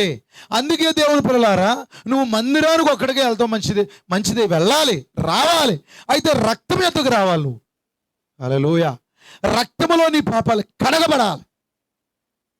ఎప్పుడైతే యేసుక్రీస్తు రక్తంలో కనుక నీ పాపాన్ని పడవేశావో, నీ జీవితాన్ని అందులో పడవేశావో, ఇక అది కనపడదు పాత జీవితం. తర్వాత అది పరిత్యజించబడుతుంది, అంటే నీ నుండి అది విడిపించబడుతుంది. యేసుక్రీస్తు రక్తంలో వేస్తేనే విడిపించబడతావు. నువ్వు ఎన్ని ప్రయత్నాలు చేసినా పని అవదు. ఆయన మరి మూడవదిగా మూడవది ఏంటంటే, ఫస్ట్ మరవబడుతుంది, రెండోది కనబడకుండా పోతుంది, మూడవది ముగించబడుతుంది, నాలుగవది తుడిచివేయబడుతుంది. ఏం చేయబడుతుంది చెప్పండి? నువ్వెంత ఘోరమైన పాపమైన దేవుడు తుడిచేస్తాడు. నువ్వు పాపివే కాదంటాడు. ఎప్పుడు రక్తములో కడగబడినప్పుడు. దేవుని స్తోత్రం కలుగును గాక. అది నీ నుండి తొలగిపోద్ది, పరిత్యజించబడుతుంది. పరిత్యజించబడతామంటే నీకు దానికి ఇంకా సంబంధాలు లేవు, కటిఫ్ అన్నమాట. చిన్నపిల్లలు ఆడుకున్నప్పుడు ఏమంటారు చెప్పండి? జట్టు పీస్. ఇప్పుడు పాపానికి నీకు జట్టు ఇప్పుడు పీస్ అవుతుంది? యేసుక్రీస్తు రక్తము, అమూల్యమైన రక్తము, నిర్దోషమైన రక్తములో నువ్వు కడగబడితేనే ఆ పాపం పోతుంది. హల్లెలూయా. పాస్టర్ గారు ఇవన్నీ ఎందుకు మాకు చెప్తారు? మేము ఎప్పుడో బాప్తిసం పొందేశాం. చాలామంది బాప్తిసాలు పొందుతారు, రక్తంలో కడగబడరు. ఆ సీక్రెట్ తెలియదు వారికి. దేవునికి స్తోత్రం కలుగును గాక. అయితే ఖచ్చితంగా మరి మీతో నేను కొంచెం ఈ 3 రాత్రులు కొన్ని విషయాలు చెప్పిన తర్వాత మీకు అర్థమవుతాయి నేను చెప్తున్నాను.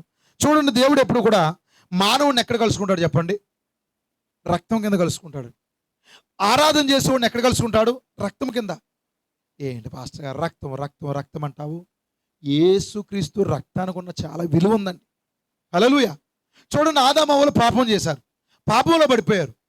పాపంలో పడిపోయిన తర్వాత ఏం చేస్తారు? దాక్కున్నారు. వాళ్ళు దాక్కున్న తర్వాత వారిని మరి బతికించాలి. ఇప్పుడు తండ్రిగా ఏం చేయాలి చెప్పండి? బతికించాలి. ఇప్పుడు ఏ ప్రయత్నం చేసినా పని అవ్వదు. వాళ్ళు ఏం చేశారంటే అంజూర పాకులు మరి కష్టరాలుగా కట్టుకున్నారంట. నిజమేనా సోదరుడా? అంజూర పాకులు ఎందుకు కట్టుకున్నారు? అంజూరపు చెట్టు ఇశ్రాయేలు దేశానికి సాదృశ్యము. ఎందుకు ఇశ్రాయేలు దేశం సాదృశ్యం అంటే, వారు ఎందుకు ఆ అంజూర పాకులు కట్టారు? ధర్మశాస్త్రం ఇశ్రాయేలు దేశం నుంచే ప్రారంభించబడింది. ఇప్పుడు వారు ధర్మశాస్త్రం కింద తమను కప్పుకోవాలని చూస్తూ ఉన్నారు. అయితే కుదరదు. ఏం చేశాడు దేవుడు? ఈ చెట్లు చాటును దాక్కుంటే పని అవ్వదు, సంఘాల చాటును దాక్కుంటే పని అవ్వదు, మతాల చాటును దాక్కుంటే పని అవ్వదు, ఆచారాల చాటును దాక్కుంటే పని అవ్వదు. హల్లెలూయా. అందుకైనా ఒక నిర్దోషమైన గొర్రె పిల్లను ఓదించాడు. ఓదించి రక్తమోడుతున్నటువంటి ఆ చర్మపు చొక్కాలు వారికి తొడిగాడు. అప్పుడే తాత్కాలికంగా వారికి విడుదల కలిగింది. నిజమేనా? హల్లెలూయా. అలాగే ఇప్పుడు ఆయన మరలా మోషే కాలానికి ఏం చేశాడు చెప్పండి? ఒక ప్రత్యక్ష గుడారాన్ని కట్టించి ఎడ్ల యొక్క, మేకల యొక్క, పావురాల యొక్క, కోడెల యొక్క, గొవ్వల యొక్క రక్తములను చిందించడం ద్వారా మనిషిని తాత్కాలికంగా ఆ జంతువుల యొక్క రక్తము కింద దేవుడు చూశాడు వారిని. దేవుని స్తోత్రం కలుగును గాక. నిజమేనా? ఆయన 4000 సంవత్సరాలు మనిషిని ఆ ధర్మశాస్త్రములో ఆచారాలు, బలులు, ఆ రక్తము కిందే మనిషిని కాపాడుకుంటూ వచ్చాడు. అందుకే చూడండి, చాలా చోట్ల కోళ్ళని వధిస్తారు, మేకలను వధిస్తారు. ఎందుకండి? ఎందుకు అక్కడ రక్తాన్ని చిందిస్తున్నారు? ఎందుకు కోళ్ళను కోస్తున్నారు? ఎందుకు మేకలు వధిస్తున్నారు? ఎందుకు ఆ జంతువులు బలినిస్తున్నారు? ఎందుకంటే పాపాలకి ప్రాయశ్చిత్తం జరగాలని, పాపాలకి వారి యొక్క మరి జీవితాలకి విమోచన జరగాలని. అయితే మరి ఎడ్ల యొక్క, మేకల యొక్క రక్తము మనిషిని పాపములోంచి బయటికి విడిపించలేదు. హల్లెలూయా. ఈ రాత్రి శ్రేష్టమైన రక్తం ఉన్నది, అది ప్రభు అయిన యేసుక్రీస్తు రక్తము, అతి నిర్దోషమైనటువంటి యేసుక్రీస్తు రక్తము. హల్లెలూయా. ఏదెను వనములో మొట్టమొదటి పాపిని రక్తము ద్వారా దేవుడు రక్షిస్తే, తర్వాత కూడా అదే విధానాన్ని దేవుడు అనుసరించాడంటారా? నా భాష అర్థమవుతుందండి. ఈ మొదటి పాపిని రక్తము ద్వారా దేవుడు కాపాడితే, అందుకే చూడండి ఏదైనా నుంచి బయటకు వెళ్ళిపోయారు, కయ్యను వచ్చాడు భూమిపైకి, హేబేలు వచ్చాడు. కయ్యను హేబేలు ఇద్దరు కూడా ఆరాధన చేయాలనుకున్నారంట దేవుడికి. నిజమేనా? ఆరాధన చేయాలనుకున్నారు. ఇద్దరు కూడా దేవుణ్ణి ఆరాధించాలి. ఆరాధన అంటే దేవుణ్ణి సంతోష పెట్టాలని. అప్పుడు కయ్యను ఏమనుకున్నాడు? బయలుపోటు లేనోడు, అఫీషియల్గా వెళ్ళి అఫీషియల్గా వచ్చేద్దాము, అరగంట అయిందనుకో, బాబోయ్ ఎంతసేపు చెప్పేస్తున్నారేంటి ఇక్కడ అందాము, ఏదో చెప్పారు మాకు అర్థం అవ్వలేదు అందాము. చాలా చోట్ల కోటాలకు వెళ్తే జోకులు, నిజమా కాదా? అయ్యగారు జోకులకే ప్రజలందరూ అంటారు. ఓసారి మా ఏరియాలో కోటాలు పెడితే నిజంగా అసలు గందరగోళం, నవ్వులే నవ్వులు నవ్వులు నవ్వులు నవ్వులే. అక్కడ అంతా అయిపోయిన తర్వాత చెప్పుకున్నారనమాట, అయ్యి బాబు ఈరోజు వాక్యం చాలా బాగుంది. ఏం బాగుందమ్మా? భలే నవ్విచ్చేశారు అయ్యగారు. హల్లెలూయా. చాలా నవ్విచ్చేశారు. అసలు నాకు తట్టుకోలేకపోయింది తెలుసా, కడుపు ఉబ్బిపోయింది తెలుసా. నువ్వు ఇంకా అలాగంటున్నావు, నా కళ్ళు బయలు గమ్మేసి పడిపోతానేమనుకున్నాను. ఏంటిది, క్రైస్తవులు ఎలా మోసం చేస్తున్నారేంటి? క్రైస్తవులకి ఇలాంటి బోధ కావాలేంటి? ఇంకా కొన్ని చోట్లకి వెళ్ళామనుకోండి, టచ్ అంటే పడిపోవాలి. ఏమైనా అలా పడగొడతారు. నీ నోట్లో ఏదో పట్టిస్తారు. ఇది ఏమంటారు తెలుసండి? జీవజలము. నీకు నూనె తాగెత్తారా, నీళ్లు తాగెత్తారా? లేకపోతే నా కుమారుడా నా కుమార్తె మొండికేయకు, నేను ఇక్కడ డ్రమ్ములు కొడతాను, నువ్వు బాగా నువ్వు పరిశుద్ధాత్మ పొందుకోవాలంటే ఎగురా. ఇలాంటి జిమ్మికులు. ఇంకా కొన్ని చోట్ల అంటారు, నా కుమారుడా నా కుమార్తె. ఆ కుమార్తె పేరు చెప్పరు, ఆ కుమార్తె ఊరు చెప్పరు, ఏమీ చెప్పరు. నా కుమార్తె, నువ్వు కువైట్ వెళ్ళబోతున్నావు, నీకు అలా జరగబోతుంది, నీకు ఇలా జరగబోతుంది. ఇలాంటి జిమ్మికులకి మనుషులందరూ వస్తూ ఉంటారు. కానీ అక్కడ బాప్తిజం ఇచ్చి యోహాను కానీ ప్రసంగానికి పిలిచారు అనుకోండి, ఏమంటారు తెలుసా? ఏయ్ వ్యభిచారం చేస్తున్న వారులారా, సర్పసంతానమా, రాబో ఉగ్రతను తప్పించుకోవడానికి మీకు బుద్ధి చెప్పిన వాడెవడు? హల్లెలూయా. అలాంటి ప్రసంగికుల్ని, అలాంటి ప్రసంగాల్ని ఆహ్వానిస్తే గ్రామాలు సంఘాలు బాగుపడతాయి. దేవునికి స్తోత్రం కలుగును గాక. కొన్ని చోట్లకి వెళ్ళినప్పుడు ఆ పాస్టర్ గారిని పిలవకండే, ఏంటి అలా చెప్తున్నాడు, వాక్యం ఇలా మాట్లాడుతున్నాడు ఏంటి, ఇలా తిడుతున్నాడు ఏంటి, తాగొద్దు అంటున్నాడు ఏంటి? అసలు నేను అంటున్నాను, సిగరెట్ తాగుతారు కదా కొంతమంది. సిగరెట్ మీద ఏముంటుంది చెప్పండి? పొగ తాగుట ఆరోగ్యానికి హానికరం, అది అదే చెప్తుంది. ఒకవేళ మైకులో కానీ నేను చెప్పాను అనుకోండి, తిడతాడు, ఒరే నీవు తాగిన ఆ సిగరెట్ మీదే ఉంది కదరా అని మేము చెప్పామనుకోండి, కోపం వచ్చేస్తా ఉంటుంది. మైకులో చెప్పి మరి పొగ తాగొద్దయ్యా, సిగరెట్ తాగొద్దు ఆరోగ్యానికి హానికరం, మద్యం తాగొద్దు ఆరోగ్యానికి హానికరం అని తయారు చేసినోడు తెలివిగా దానిపైన ప్రింటింగ్ చేసిన వాళ్ళని ఏమీ అనరు. మైక్లో గనక తాగొద్దని చెప్పామనుకో, ఎవడాడు ప్రసంగం చేస్తాడు, తాగొద్దు అన్నాడు, ఆ డబ్బులు ఏమన్నా ఎత్తాడా? సహోదరుడా, నీ డబ్బుల్ని నువ్వు తాగడానికి నేనెందుకు ఎత్తాను?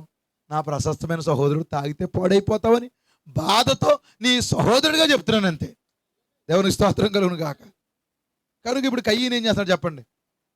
పళ్ళు పలహారాలు. ఎందుకంటే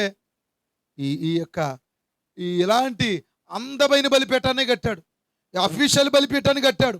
హల్లెలూయా. ఈ బలిపీఠమే నచ్చింది ఎవరికి?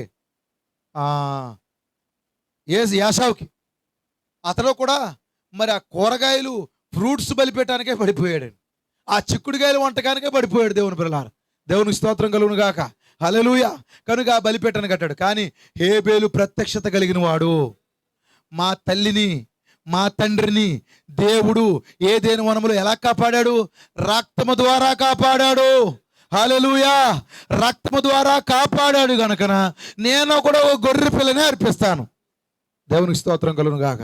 ఒక నిర్దోషమైన గొర్రె పిల్లని తీసుకొచ్చాడు, ఒక బలిపీఠాన్ని కట్టాడు. ఆ నిర్దోషమైన గొర్రె పిల్లను ఒక రాయి తీసుకుని, దేవుని పిల్లలు ఒక సూదంటి రాయి తీసుకుని ఆ రాయితో దాన్ని మెడను కోసాడు. ఆ పశువు యొక్క మలమూత్రాదులతో మరి ఆ కేకల అరుపులతో ఆ రక్తంతో బలిపీఠం చూడడానికి చాలా చిరాగ్గా కనపడుతుంది, కానీ దేవుడు దాన్ని అంగీకరించాడు. హల్లెలూయా. దీని ద్వారానే కదా నా పిల్లల్ని రక్షించుకున్నాను. మరి నువ్వు కరెక్ట్గా చేసావు నాయన హేబేలా, ఇదే నాకు ఇష్టమైంది. దేవుడు హేబేలు అర్పణ అంగీకరించాడు, కయీను అర్పణ తోసేశాడు. దేవునికి స్తోత్రం కలుగును గాక. పేతురు అదే చెప్తున్నాడు. క్షయమైన వస్తువులు కాదు, ఫ్రూట్స్ ద్వారా కాదు, ఏదో మరి నువ్వు కాస్తున్నటువంటి కాయల ద్వారా కాదు, ఆ ఫలాల ద్వారా కాదు, నీ సొంత క్రియల ద్వారా కాదు. నీ సొంత క్రియలతో నువ్వు రక్షించబడలేదు. నిర్దోషమైన రక్తం ఉంది, అది ప్రభువైన యేసుక్రీస్తు రక్తము. ఆ రక్తపు సముద్రంలో రండి. హల్లెలూయా. అది ఎలాంటి మరకనైనా తీసేస్తుంది, అది బ్లీచ్ అయి ఉన్నది. చూడండి, సముద్రములో కానీ స్నానం చేస్తేనంటండి ఉప్పు నీరు చర్మవ్యాధులను పోగొడుతుందంట. నిజమంటారా? చాలా మంది నాకు చెప్పేవారు అనమాట. ఉప్పు నీరు, అది సముద్రం నీరు, ఆ నీరులో మునిగితే ఎక్కువగా స్నానం చేస్తే అందులో మరి చర్మవ్యాధులు పోతాయని చెప్తారు. ఒక్కో సముద్రానికి ఒక మరి విషయం ఉంటుందండి. సముద్రంలో చాలా మత్స్య సంపద, చాలా మరి అద్భుతమైనటువంటి సంపద సముద్రం ఉందండి. ఆయిల్ ఉంది సముద్రంలో, నిజమేనా? మరి సముద్రంలో ఆయిల్ ఉంది, సముద్రంలో ఇంకా గ్యాస్ ఉంది, ముత్యములు ఉన్నాయి, ఇంకా మృత సముద్రం అనబడే ఆ డెడ్ సీలో ఏముందంటే యురేనియం ఉంది. పవర్ ప్లాంట్లుగా వాడే అణుశక్తి ఆ సముద్రంలో ఉంది. దేవుని పిల్లారా, సముద్రాల్ని కూడా దేవుడు ఒక పర్పస్ కొరకు వాడుకుంటున్నాడు. ఒక ఉద్దేశం ఉంది వాటితో. సముద్ర మార్గం ఉండొచ్చు, వ్యాపారాలు, లేకపోతే మరి ఒకరికొకరు చంపుకోవడాలు, లేదో తప్పు చేయడాలు, వీటి కొరకు కాదు, ఒక ఉద్దేశం కొరకు సముద్రాలు సృష్టించాడు దేవుడు. ప్రపంచంలోకి వెళ్ళే పెద్ద సముద్రం ఏది? పసిఫిక్ మహాసముద్రం. అందులో ఎవరెస్ట్ శిఖరాన్ని కూడా పడేస్తే ఇంకా లోతుగా ఉంటుందంటది. అంత పెద్ద మహాసముద్రం అది. గొప్ప గొప్ప మత్స్యములు ఉన్నాయి అందులో, గొప్ప గొప్ప సంపద ఉంది అందులో. అయితే ఈ ఆయిల్ ఉంది, అందులో గ్యాస్ ఉంది, అందులో యురేనియం ఉంది. అయితే ఇక్కడ దేవుని పిల్లలారా, మరి రక్తపు సముద్రంలో అయితే స్వస్థత ఉన్నది, రక్తపు సముద్రంలో అయితే విడుదల ఉన్నది, రక్తపు సముద్రంలో అయితే పరలోకం ఉన్నది, విమోచించే శక్తి, హల్లెలూయా, మరి ఎత్తబడే శక్తి ఉన్నది. ఎంతమందికి కావాలా సముద్రం? ఎంతమంది ఆ సముద్రంలో ములుగుతారు దేవుని పిల్లలారా? హల్లెలూయా. దేవుడు ఎల్లవేళలా రక్తము కిందే దేవుడు మనిషిని కలుసుకుంటాడు, రక్తము కిందనే ఆరాధికుని కలుసుకుంటాడు. ఇస్సాకుని తప్పించేటప్పుడు ఏం చేశాడు దేవుడు? ఇస్సాకుని అన్నాడు, నాకు ఇచ్చేయమన్నాడు. ఇస్సాకుని ఆ మొరియా పర్వతం మీదకి దేవుడు తీసుకెళ్ళమన్నాడు. మొరియా పర్వతం మీద అబ్రాము కత్తి నూరుతున్నాడు. కత్తి నూరి పైకెత్తాడండి. పైకెత్తేసరికి అబ్రాముతో అన్నాడు, ఆపు. పరిశుద్ధాత్మ దేవుడు ఏం చేశాడు చెప్పండి? ఆపేశాడు తన చేయిని పట్టుకుని. అప్పుడు ఏం చేశాడు? అతడికి ప్రతిగా మరొక పొట్టేలు అక్కడ వధించబడతా ఉన్నది. దేవుని స్తోత్రం. దేవుడు రక్తము ద్వారానే దేవుడు మనిషిని కాపాడుకుంటా వచ్చాడు. తాత్కాలికంగా మరలా దేవుడు ఏం చేశాడంటే గొర్రెలను, మేకల్ని, పావురాల్ని అర్పించమని ఆ రక్తము కింద మనిషిని కాపాడాడు. అయితే 2000 సంవత్సరాల క్రితము, హల్లెలూయా, 2000 సంవత్సరాల క్రితము ఆ రక్తపు సముద్రమే భూమి మీదకి దిగి వచ్చింది. దేవునికి మహిమ కలుగును గాక. ఒక ఎగ్జాంపుల్ చెప్పమంటారా? బేతెస్తా కోనేరు దగ్గర 38 సంవత్సరాల నుంచి ఒక వ్యక్తి స్వస్థత లేకుండా అక్కడ పడున్నాడు. సముద్రం అంటే ఏంటనుకున్నారు? దాని అర్థం ఏంటి? సాగరం అంటారు, కడలు అంటారు, ఇంకా మంచి మంచి పేర్లు, పర్యాయ పదాలు చాలా ఉన్నాయి. అవన్నీ మనకు అవసరం లేదనుకోండి. ఎక్కువగా నీరు ఉంటుంది కానీ దాన్ని సముద్రం అంటారనమాట, సింపుల్గా. అయితే ఇప్పుడు ఈ యొక్క బేతెస్తా కోనేరు, అందులో అనేక మంది ములుగుతున్నారు, స్వస్థపడుతున్నారు. ఆయా సీజన్లో దేవదూతలు వచ్చి కదిలిస్తున్నారు, స్వస్థతలు వస్తున్నాయి. అయితే ఇప్పుడు ఎవరో కథపక్కర లేకుండా కదిలే కోనేరు అక్కడికి వస్తా ఉన్నది. కదిలే ఒక సముద్రం వస్తుంది. ఆయనే ప్రభువైన యేసుక్రీస్తు. అప్పుడు ఆయన, నువ్వు స్వస్థపడగోరుతున్నావా? అవును, నాకంటే ముందు ఎవరో వచ్చి అందులో మునిగిపోతున్నారు, స్వస్థపడుతున్నారు. అయితే నువ్వెందులో మునగక్కర్లేదు. ఇప్పుడు కోనేరే నీ దగ్గరికి వచ్చింది, ఆ రక్తపు సముద్రమే నీ దగ్గరికి వచ్చింది. హల్లెలూయా, దేవునికి మహిమ కలుగును గాక. ఆ సముద్రము నీ మీద పడతా ఉంది. ఆ సముద్రంలోకి రా నువ్వు.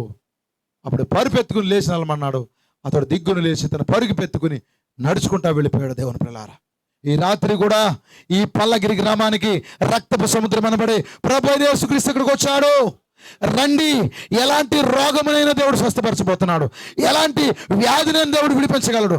మనశ్శాంతి లేని వారికి, మరి సమస్యలు ఉన్న వారికి దేవుడి రాత్రి విడుదల ప్రకటిస్తున్నాడు. రక్షణ లేని వారికి రక్షణ, విడుదల ఈ రాత్రి ఈ రక్తపు సముద్రం మీకు ఇవ్వబోతా ఉన్నది. హల్లెలూయా. చూడండి,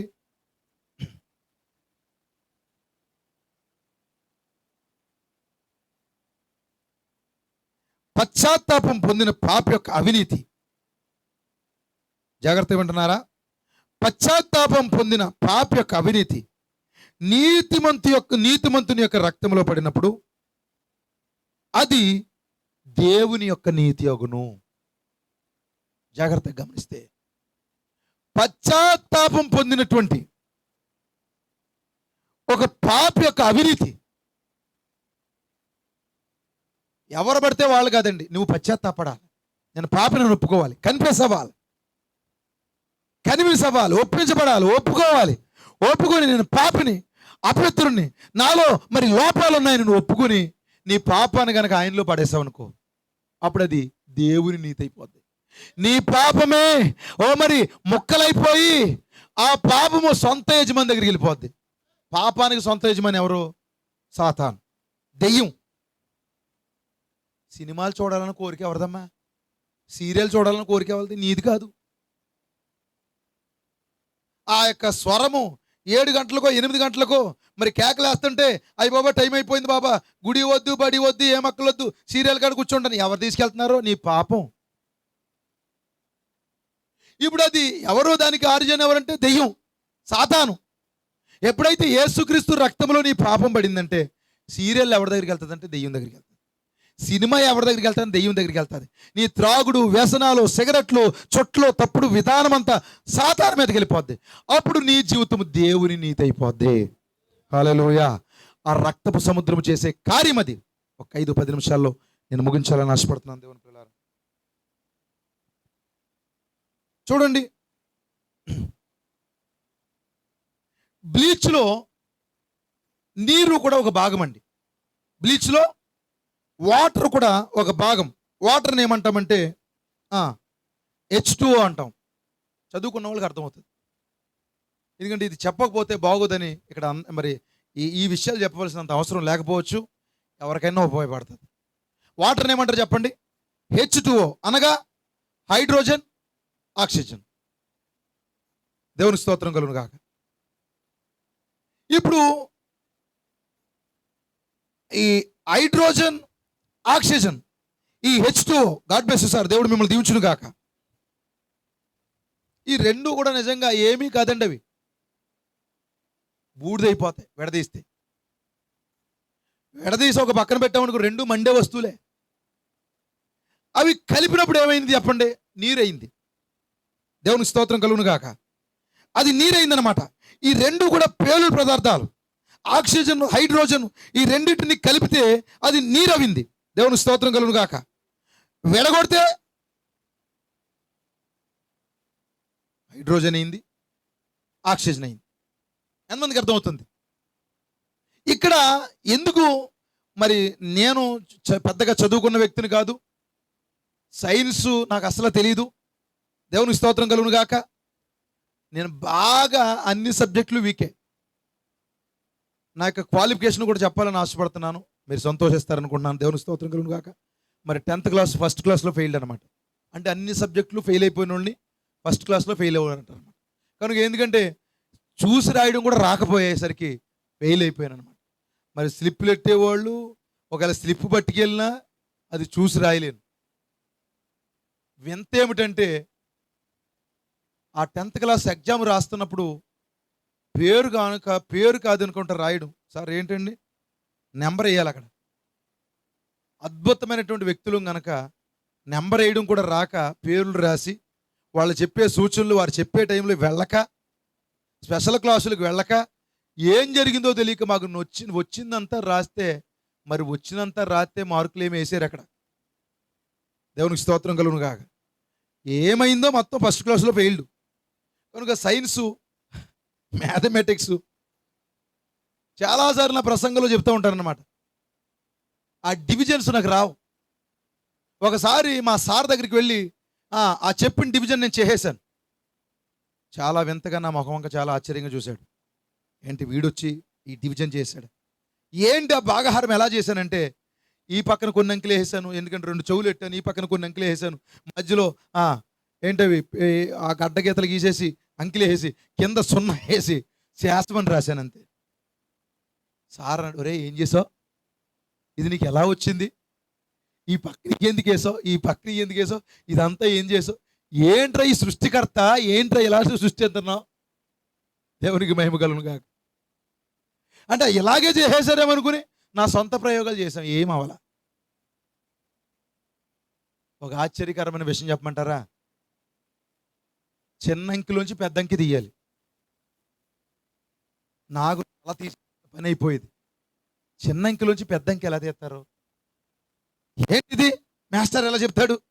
వాళ్ళందరూ ఏమో త్వరగా వెళ్ళిపోయే చేస్తే మరి టక్కనే చేస్తున్నారు, నేనేమో చేయలేకపోతున్నాను. అప్పుడు చిన్న అంకిలోంచి పెద్ద అంకి తీయాలంటే అప్పు చేయాలని కూడా. నా కర్మ, నేను ఎక్కడ ఎవడెత్తాడు నాకు అప్పు? నేను ఎవరి దగ్గర అప్పు చేయను. ఇప్పుడు అంకిలు ఎవడు అప్పు ఎత్తాడు?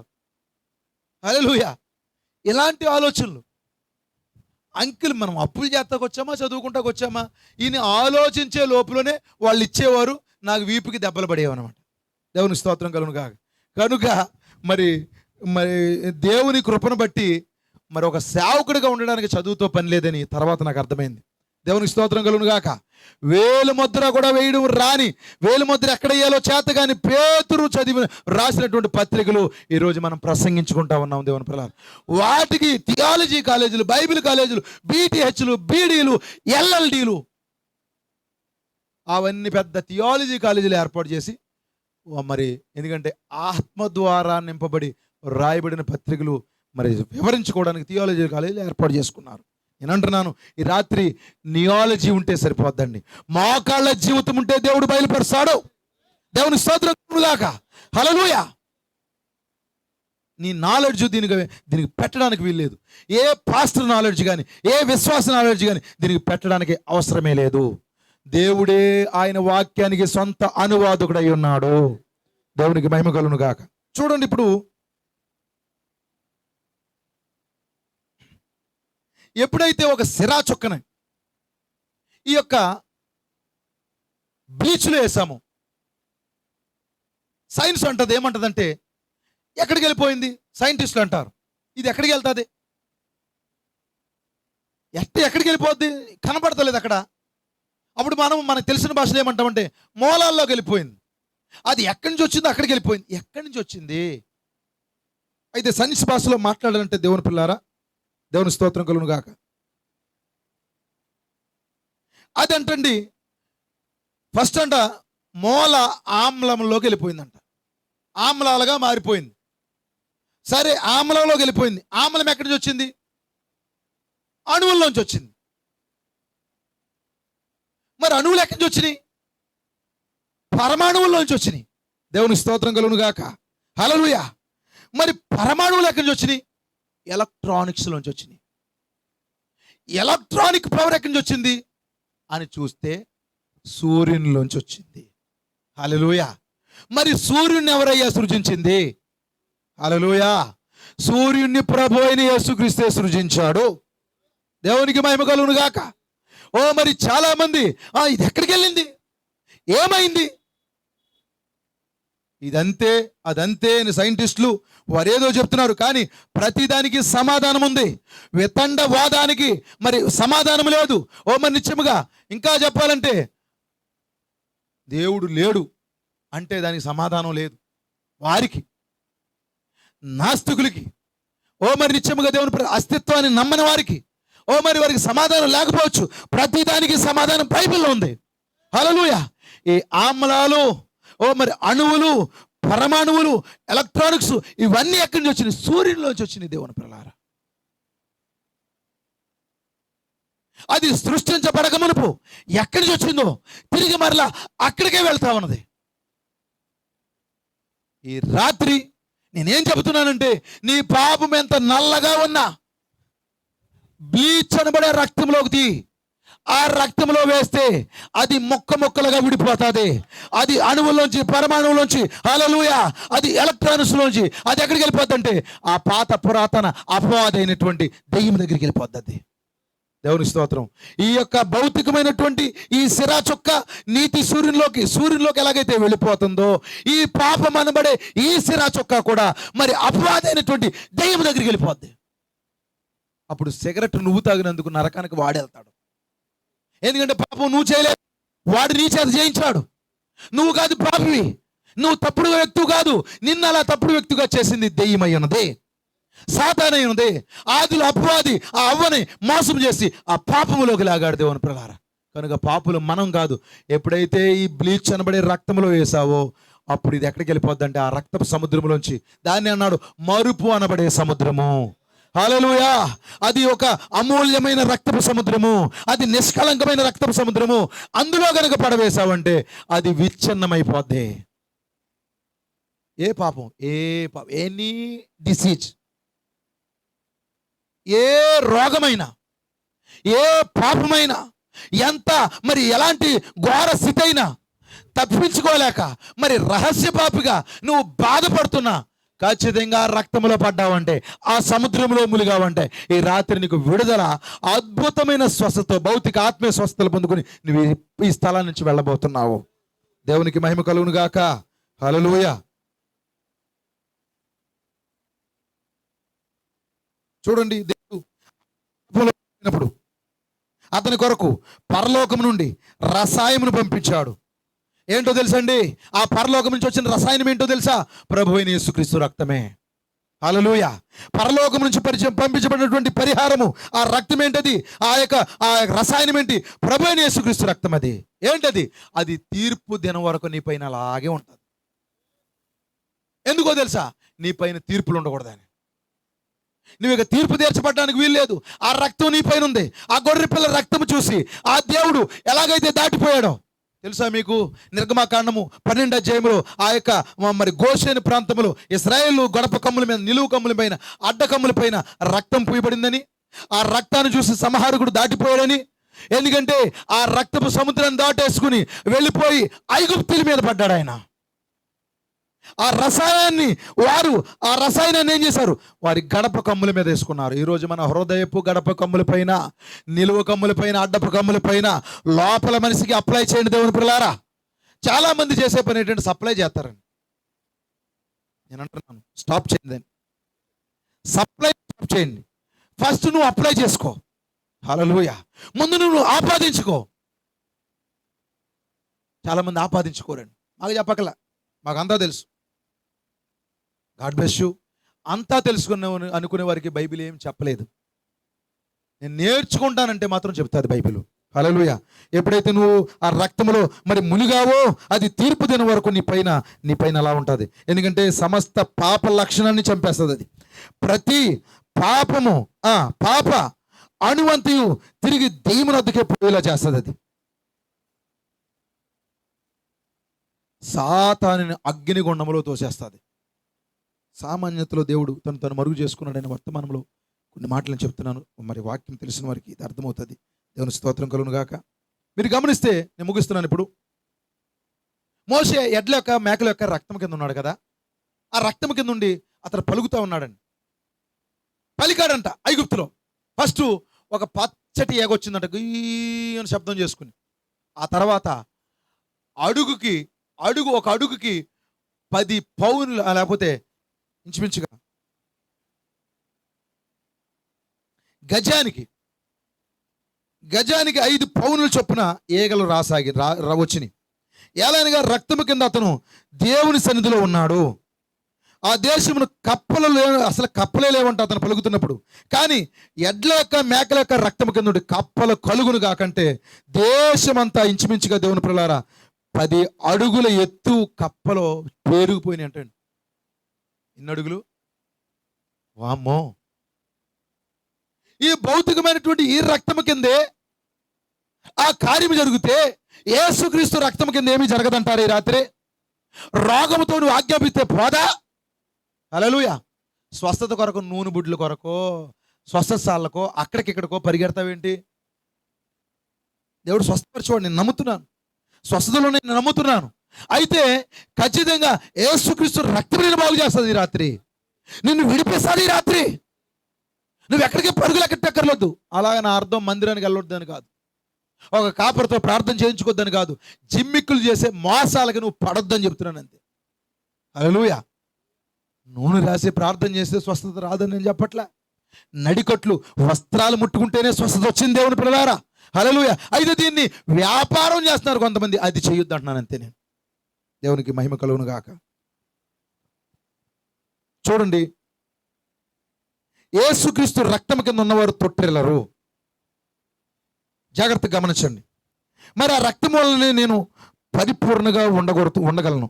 ఆ రక్తము నాకును దేవునికి మధ్య ఉంది. ఎందుకంటే నేను ఒక పాపిని, అయితే రసాయనము నా మధ్య ఉంది, అంటే రక్తము. అది నన్ను పరిపూర్ణుడిగా చేసింది. ఈ రాత్రి ప్రభు అయిన యేసుక్రీస్తు రక్తము మనల్ని పరిపూర్ణంగా చేస్తుంది. అంతమందికి అర్థమవుతుంది? ప్రభు అయిన యేసుక్రీస్తు రక్తమే మనల్ని పరిపూర్ణంగా మార్చబోతా ఉన్నది. దేవుని ప్రియులారా, హల్లెలూయా. చూడండి, ఇంకో సీక్రెట్ చెప్తున్నాను. ఎవరైతే ఈ రక్తపు సముద్రాన్ని స్వీకరిస్తారో,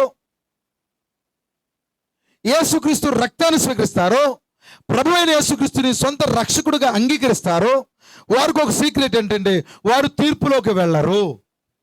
ఎందువల్లంటే వారు తమను తామే తీర్పు తీర్చుకుంటా ఉంటారు. అందుకే సొంకర ప్రార్థన చేస్తున్నాడు. ఏమని ప్రార్థన చేస్తాడు చెప్పండి? నేను పాపిని ప్రభువా, నేను ఆకాశము తట్టు చూడడానికి కూడా నాకు ధైర్యం సరిపోవట్లేదు ప్రభువా, నేను పాపినని తనకు తానే తీర్పు తీర్చుకుంటున్నాడు. కానీ రక్తము కిందకి రాని ఆ పరిసైడు అంటున్నాడు. ఏమన్నాడు చెప్పండి? నేను దశం భాగం ఎత్తున్నాను, నేను ఆళ్ళ కాదు, నేను ఈళ్ళ కాదు, నేను ఆ సంఘంలా కాదు, నేను ఈ సంఘంలా కాదు, ఆ పాస్టర్లా కాదు, ఈ పాస్టర్లా కాదు, నేను ఎక్కువ, నేను స్పెషల్. ఆ గంట ఎవరిదో తెలుసా? మాదే. ఆ కుర్చీ ఎవరిదో తెలుసా? మాదే. ఆయన వేసుకున్న బట్టలు ఎవరిదో తెలుసా? మావే. వీళ్ళ రక్తము కింద లేరు. నేను పాపిని కాదు, నేను పరిశుద్ధుణ్ణి, నేను ఏ తప్పు చేయలేదు, నన్ను ఎవరు ఏమంటాక సరిపోరు. వాళ్ళు తీర్పు తీర్చుకోవట్లేదు వాళ్ళు. కానీ రక్తము కింద ఉన్న ప్రజలు అంటున్నారు, ప్రతిరోజు నాకు ఆ రక్తము కావాలి ప్రభువా, రక్తము లేకపోతే నేను నశించిపోతాను ప్రభువా, నాకు కృపా సింహాసనం కావాలి ప్రభువా, తీర్పు సింహాసనం వద్దు ప్రభు అని కృప కిందకు వెళ్ళి, రక్తము కిందకు వెళ్ళి తమను తామే తీర్పు తీర్చుకుని ఈ లోకములో తమ కళ్ళు వారే కట్టుకుంటున్నారు, తమ చేతులు తామే కట్టుకున్నారు, తమ కాళ్ళు కట్టుకుని ఎక్కడికి వెళ్లకుండా, లోకములో కలిసిపోకుండా, పాపంలో కలిసిపోకుండా తీర్పు తామే తీర్చుకుని రాబోయే ఉగ్రత నుంచి తప్పించుకున్నారు. కనుక రక్తము కింద ఉన్న వారికి తీర్పు లేదు. హల్లెలూయా. ఇంకా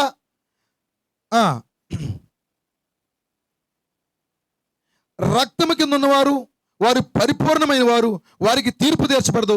తిరిగి జన్మించిన ప్రతివాడు పరిపూర్ణుడు. అతడు తన క్రియలందు నమ్మకము ఉంచడు. అతను క్రీస్తు రక్తమును ఒప్పుకున్నాడు, దాని అందే నమ్మకం ఉంచుతాడు. నిజమేనా? ఈ రాత్రి నా యొక్క నీతి దేవుని నీతి. ఎంతమంది ఒప్పుకుంటారు? నేను ఒక పాస్టర్ అయినప్పటికి కూడా, నేను ఎప్పటి నుంచో సేవ చేస్తున్నప్పుడు కూడా నా నీతి దేవుని నీతి.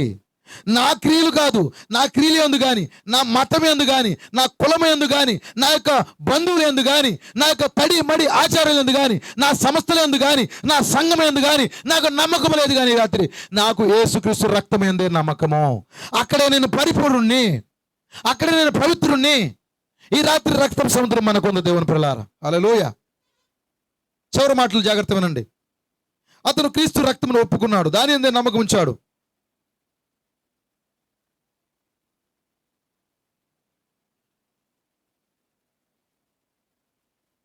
ఎప్పుడైతే రక్తము కిందకు వచ్చిన వారు విమోచించబడిన కుమారునిగా దేవుని సన్నిధిలో నిలబడతాడండి. రక్తం అనగా ఏమిటో కాదు, దేవుని కృప. రక్తం అనగా ఆయనే. రక్తము వేరు, దేవుడు వేరు కాదు. ఆయనే ఈ కాలంలో ఆయన వధువుని కప్పాడు. దేవుని పిల్లారు, దేవుని స్తోత్రం కలుగును గాక. చూడండి, యేసుక్రీస్తు రక్తానికి ఏముంది? విమోచించే శక్తి ఉంది. యేసుక్రీస్తు రక్తానికి ఏముంది? రక్షించే శక్తి ఉంది. యేసుక్రీస్తు రక్తానికి ఏముంది? పరిశుద్ధపరిచే శక్తి ఉంది. ఒక ప్రశ్న రావాలి, దేవునికి రక్తం ఎలా వస్తుందండి? హల్లెలూయా. దేవునికి రక్తం ఎట్లా వస్తుంది? ఆయన దేవుడిగా రక్తం ఎలా వస్తుంది? ఆయన మనవలే మానవుడయ్యి ఒక మానవ శరీరం ధరించుకుని, దేవునికి స్తోత్రం కలుగును గాక, ఏం చేశాడు? ఆయన ఒక శరీరానికి ఆయన వచ్చి విమోచించడానికి ఆయన సృజించుకున్నటువంటి సృజనాత్మకమైనటువంటి ఒక శరీరం ఉంది ఆయనకి. ఆ శరీరంలో ఒక రక్తం ఉంది, అది ఒక సృజనాత్మకమైన రక్తం. అది హల్లెలూయా, అది దేవుని రక్తము. ఆదిలో దేవుడు ఆత్మగా ఉన్నాడు, ఆత్మగా ఉన్న దేవుడు వాక్య శరీరంలోకి వచ్చి ఆయన మట్టి దేహంలోకి వచ్చి మానవుడిగా మనకు బంధువుడై రక్తపు బంధువుడయ్యి, మరి బంధువుడు విమోచకుడయ్యి ఒక రక్త సమీప బంధువుడిగా మన దగ్గరకు వచ్చి రక్తము కార్చాడు దేవుని పిల్లలు. దేవునికైతే రక్తం ఉండదు, ఆయన ఆత్మయ్య ఉన్నాడు. నిజమేనా? ఆత్మకి రక్తం ఉండదు, అయితే ఆయన ఒక శరీరంలోకి వచ్చి పరిశుద్ధ రక్తం మన కొరకు కార్చాడు దేవుని పిల్లలు. అందుకే ఈ రాత్రి మీరు చూడండి, ప్రకటన గ్రంథము 5వ అధ్యాయంలో ఒక గొర్రె పిల్ల కనపడుతుంది. చూడండి, ఆ మాట చదివి ముగిందాం. ఇక చాలా విషయాలు ఇక్కడ ఉన్నా, చెప్పే సమయం కాదు దేవుని పిల్లలారా. ఆ మాట చదవండి, 5వ అధ్యాయం స్పీడ్గా.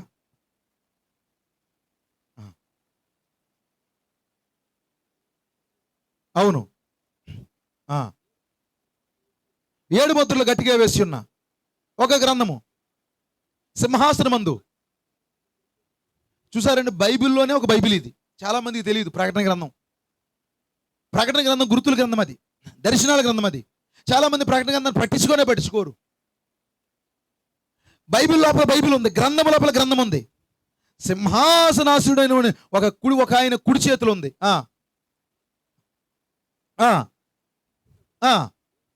యోగ్యుడెవడని ఆ బలిష్ఠైన దేవదూతే సింహాసనం మీద కూర్చున్న ఆయన, వేరే వాళ్ళు కాదు. జాగ్రత్తగా గమనించకపోతే అక్కడ 2, 3, 10 మంది ఉన్నట్టు కనపడుతుంది. ఆది నుంచి దేవుడు ఒక్కడే ఉన్నాడు, జాగ్రత్తగా గమనించండి. హల్లెలూయా. పరలోకంలో ఒక్క సింహాసనమే ఉంది. ఆయన అన్నాడు, అది ఏంటంటే గ్రంథం ముద్రించబడి ఉందంట. అసలు అక్కడ ముద్రించబడి ఎలా వచ్చింది?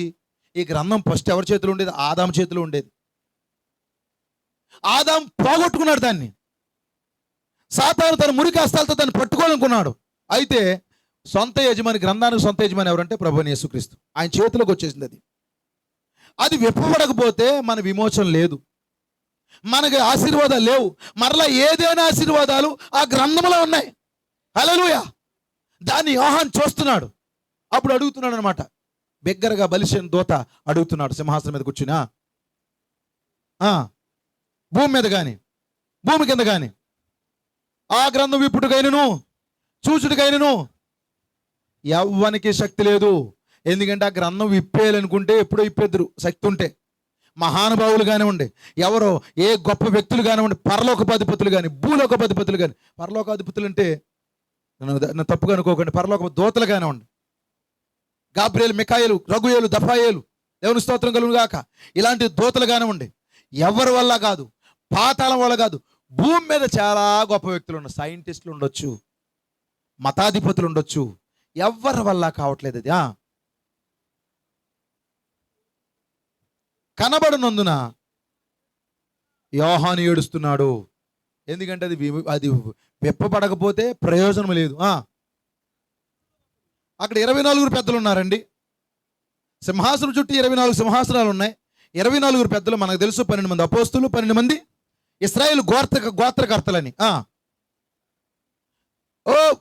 ఏడవద్దు యోహాను, ఇదిగో దావీదు చిగురైన యోధా గోత్రపు సమూహం 7 ముద్రలు తీసి ఆ గ్రంథము విప్పుటకై జయము పొందినని ఆయన అతనితో చెప్పాను. ఎవరు పొందారంట జయము? యోధా గోత్రపు సింహము జయం పొందిందంట. ఎవరు మాట్లాడుతున్నారు? బలిష్ఠైన దూత మాట్లాడుతున్నాడంట. బలిష్ఠైన దూత, యోధా గోత్రపు సింహము ఒక్కటే. హల్లెలూయా. మరియు ఆ సింహాసనమునకు 4 జీవులకును పెద్దలకు మధ్యను వధింపబడినట్లున్న అక్కడ వధించబడిన ఒక గొర్రెపిల్ల ఉందంట. ఎంతమందికి అర్థమవుతుంది? ఈ గొర్రెపిల్ల ఎవరో తెలుసా? ఆది కాండములో ఆదాము అవ్వల కొరకు వధించబడిన గొర్రెపిల్ల, ఇస్సాకు కొరకు వధించబడిన గొర్రెపిల్ల, మరి లోక పాపములు మోసుకునే దేవుని గొర్రెపిల్ల. ఎవరైనా కల్వరిలో 2000 సంవత్సరాల క్రితము ఆ కల్వరిలో ఆకాశానికి భూమికి మధ్యలో వేలాడిన ఆ గొర్రెపిల్లే ప్రకటన గ్రంథములో వధించబడినట్లు కనపడతా ఉన్నది. అదేమిటది? రక్తపు సముద్రము. అది వధించబడిందంటే రక్తం వస్తుందా లేదా? ఆ రక్తపు సముద్రముతో ఆ గొర్రెపిల్ల సింహాసనం మీద ఉన్నది. ఇప్పుడు చెప్పండి, ఆ యొక్క బలిసిన దూత, ఆ యొక్క యోధా గోత్రపు సింహము, ఆ గొర్రె పిల్ల, ఒకే దేవుడు, ఆయనే ప్రభు అయిన యేసుక్రీస్తు. అక్కడ జీవులు ఉన్నాయి, 4 జీవులు. అవన్నీ చెబితే సమయం అయిపోద్ది దేవుని పిల్లారా. ఇప్పుడు ఆ గొర్రె పిల్ల ఏం చేసింది? ఆ ముద్రలు తెరిచింది. ప్రకటన గ్రంథం 6వ అధ్యాయంలో మనం చూస్తాం దేవుని పిల్లారా. ఆ గొర్రె పిల్ల ఆ ముద్రలు తెరిచి మరి ఇప్పుడు ఏం చేసింది? ముద్రలు తెరిచిందంటే రక్తం ఓడుతా ఉంది ఆ గొర్రె పిల్ల. ఆది నుండి కూడా ఆయన రక్తమునే కోరుకున్నాడు దేవుని పిల్లారా. చూడండి, ఈ యొక్క అణువులు కలిపితే, కొన్ని అణువులు కలిపితే రంగులు ఎలా వస్తాయి అనుకున్నారు? కలర్లు ఎలా వస్తాయి అనుకున్నారు? కలర్లు అంటే మనం ఏదో ఇవి కొన్ని కలపాలి, వాటికి కొన్ని అణువులు కలిపితే రంగులు వస్తాయి దేవుని పిల్లారా. చాలా మంది చూడండి, తెలుపులోంచి ఎరుపుని చూస్తే ఏమొస్తుంది? ఏం కనపడుతుంది చెప్పండి? తెలుపు కనపడుతుంది. పెయింటర్స్ సాధారణంగా రంగులు సృష్టించారు అక్కడ. ఏంటి, ఎలా వస్తాయి రంగులు వాళ్ళకి? ఈ రంగుని ఆ రంగుని మిళితం చేస్తే వేరే కలర్ వస్తా ఉన్నది. ఇప్పుడు ఆయన మన పాపములు ఎర్రగా కనపడుతున్నాయి, మన పాపములు కలర్ మారిపోయి ఉన్నాయి. ఇప్పుడు ఆయన ఎరుపులోంచి మరలా ఆయన ఎరుపుని చూస్తా ఉన్నాడు, రక్తములోంచి రక్తాన్ని చూస్తా ఉన్నాడు ఆయన. అప్పుడు ఏమవుతున్నాయి? మన పాపాలు తెల్లగా కనపడుతున్నాయి. అక్కడ దేవునికి మహిమ కలుగును గాక.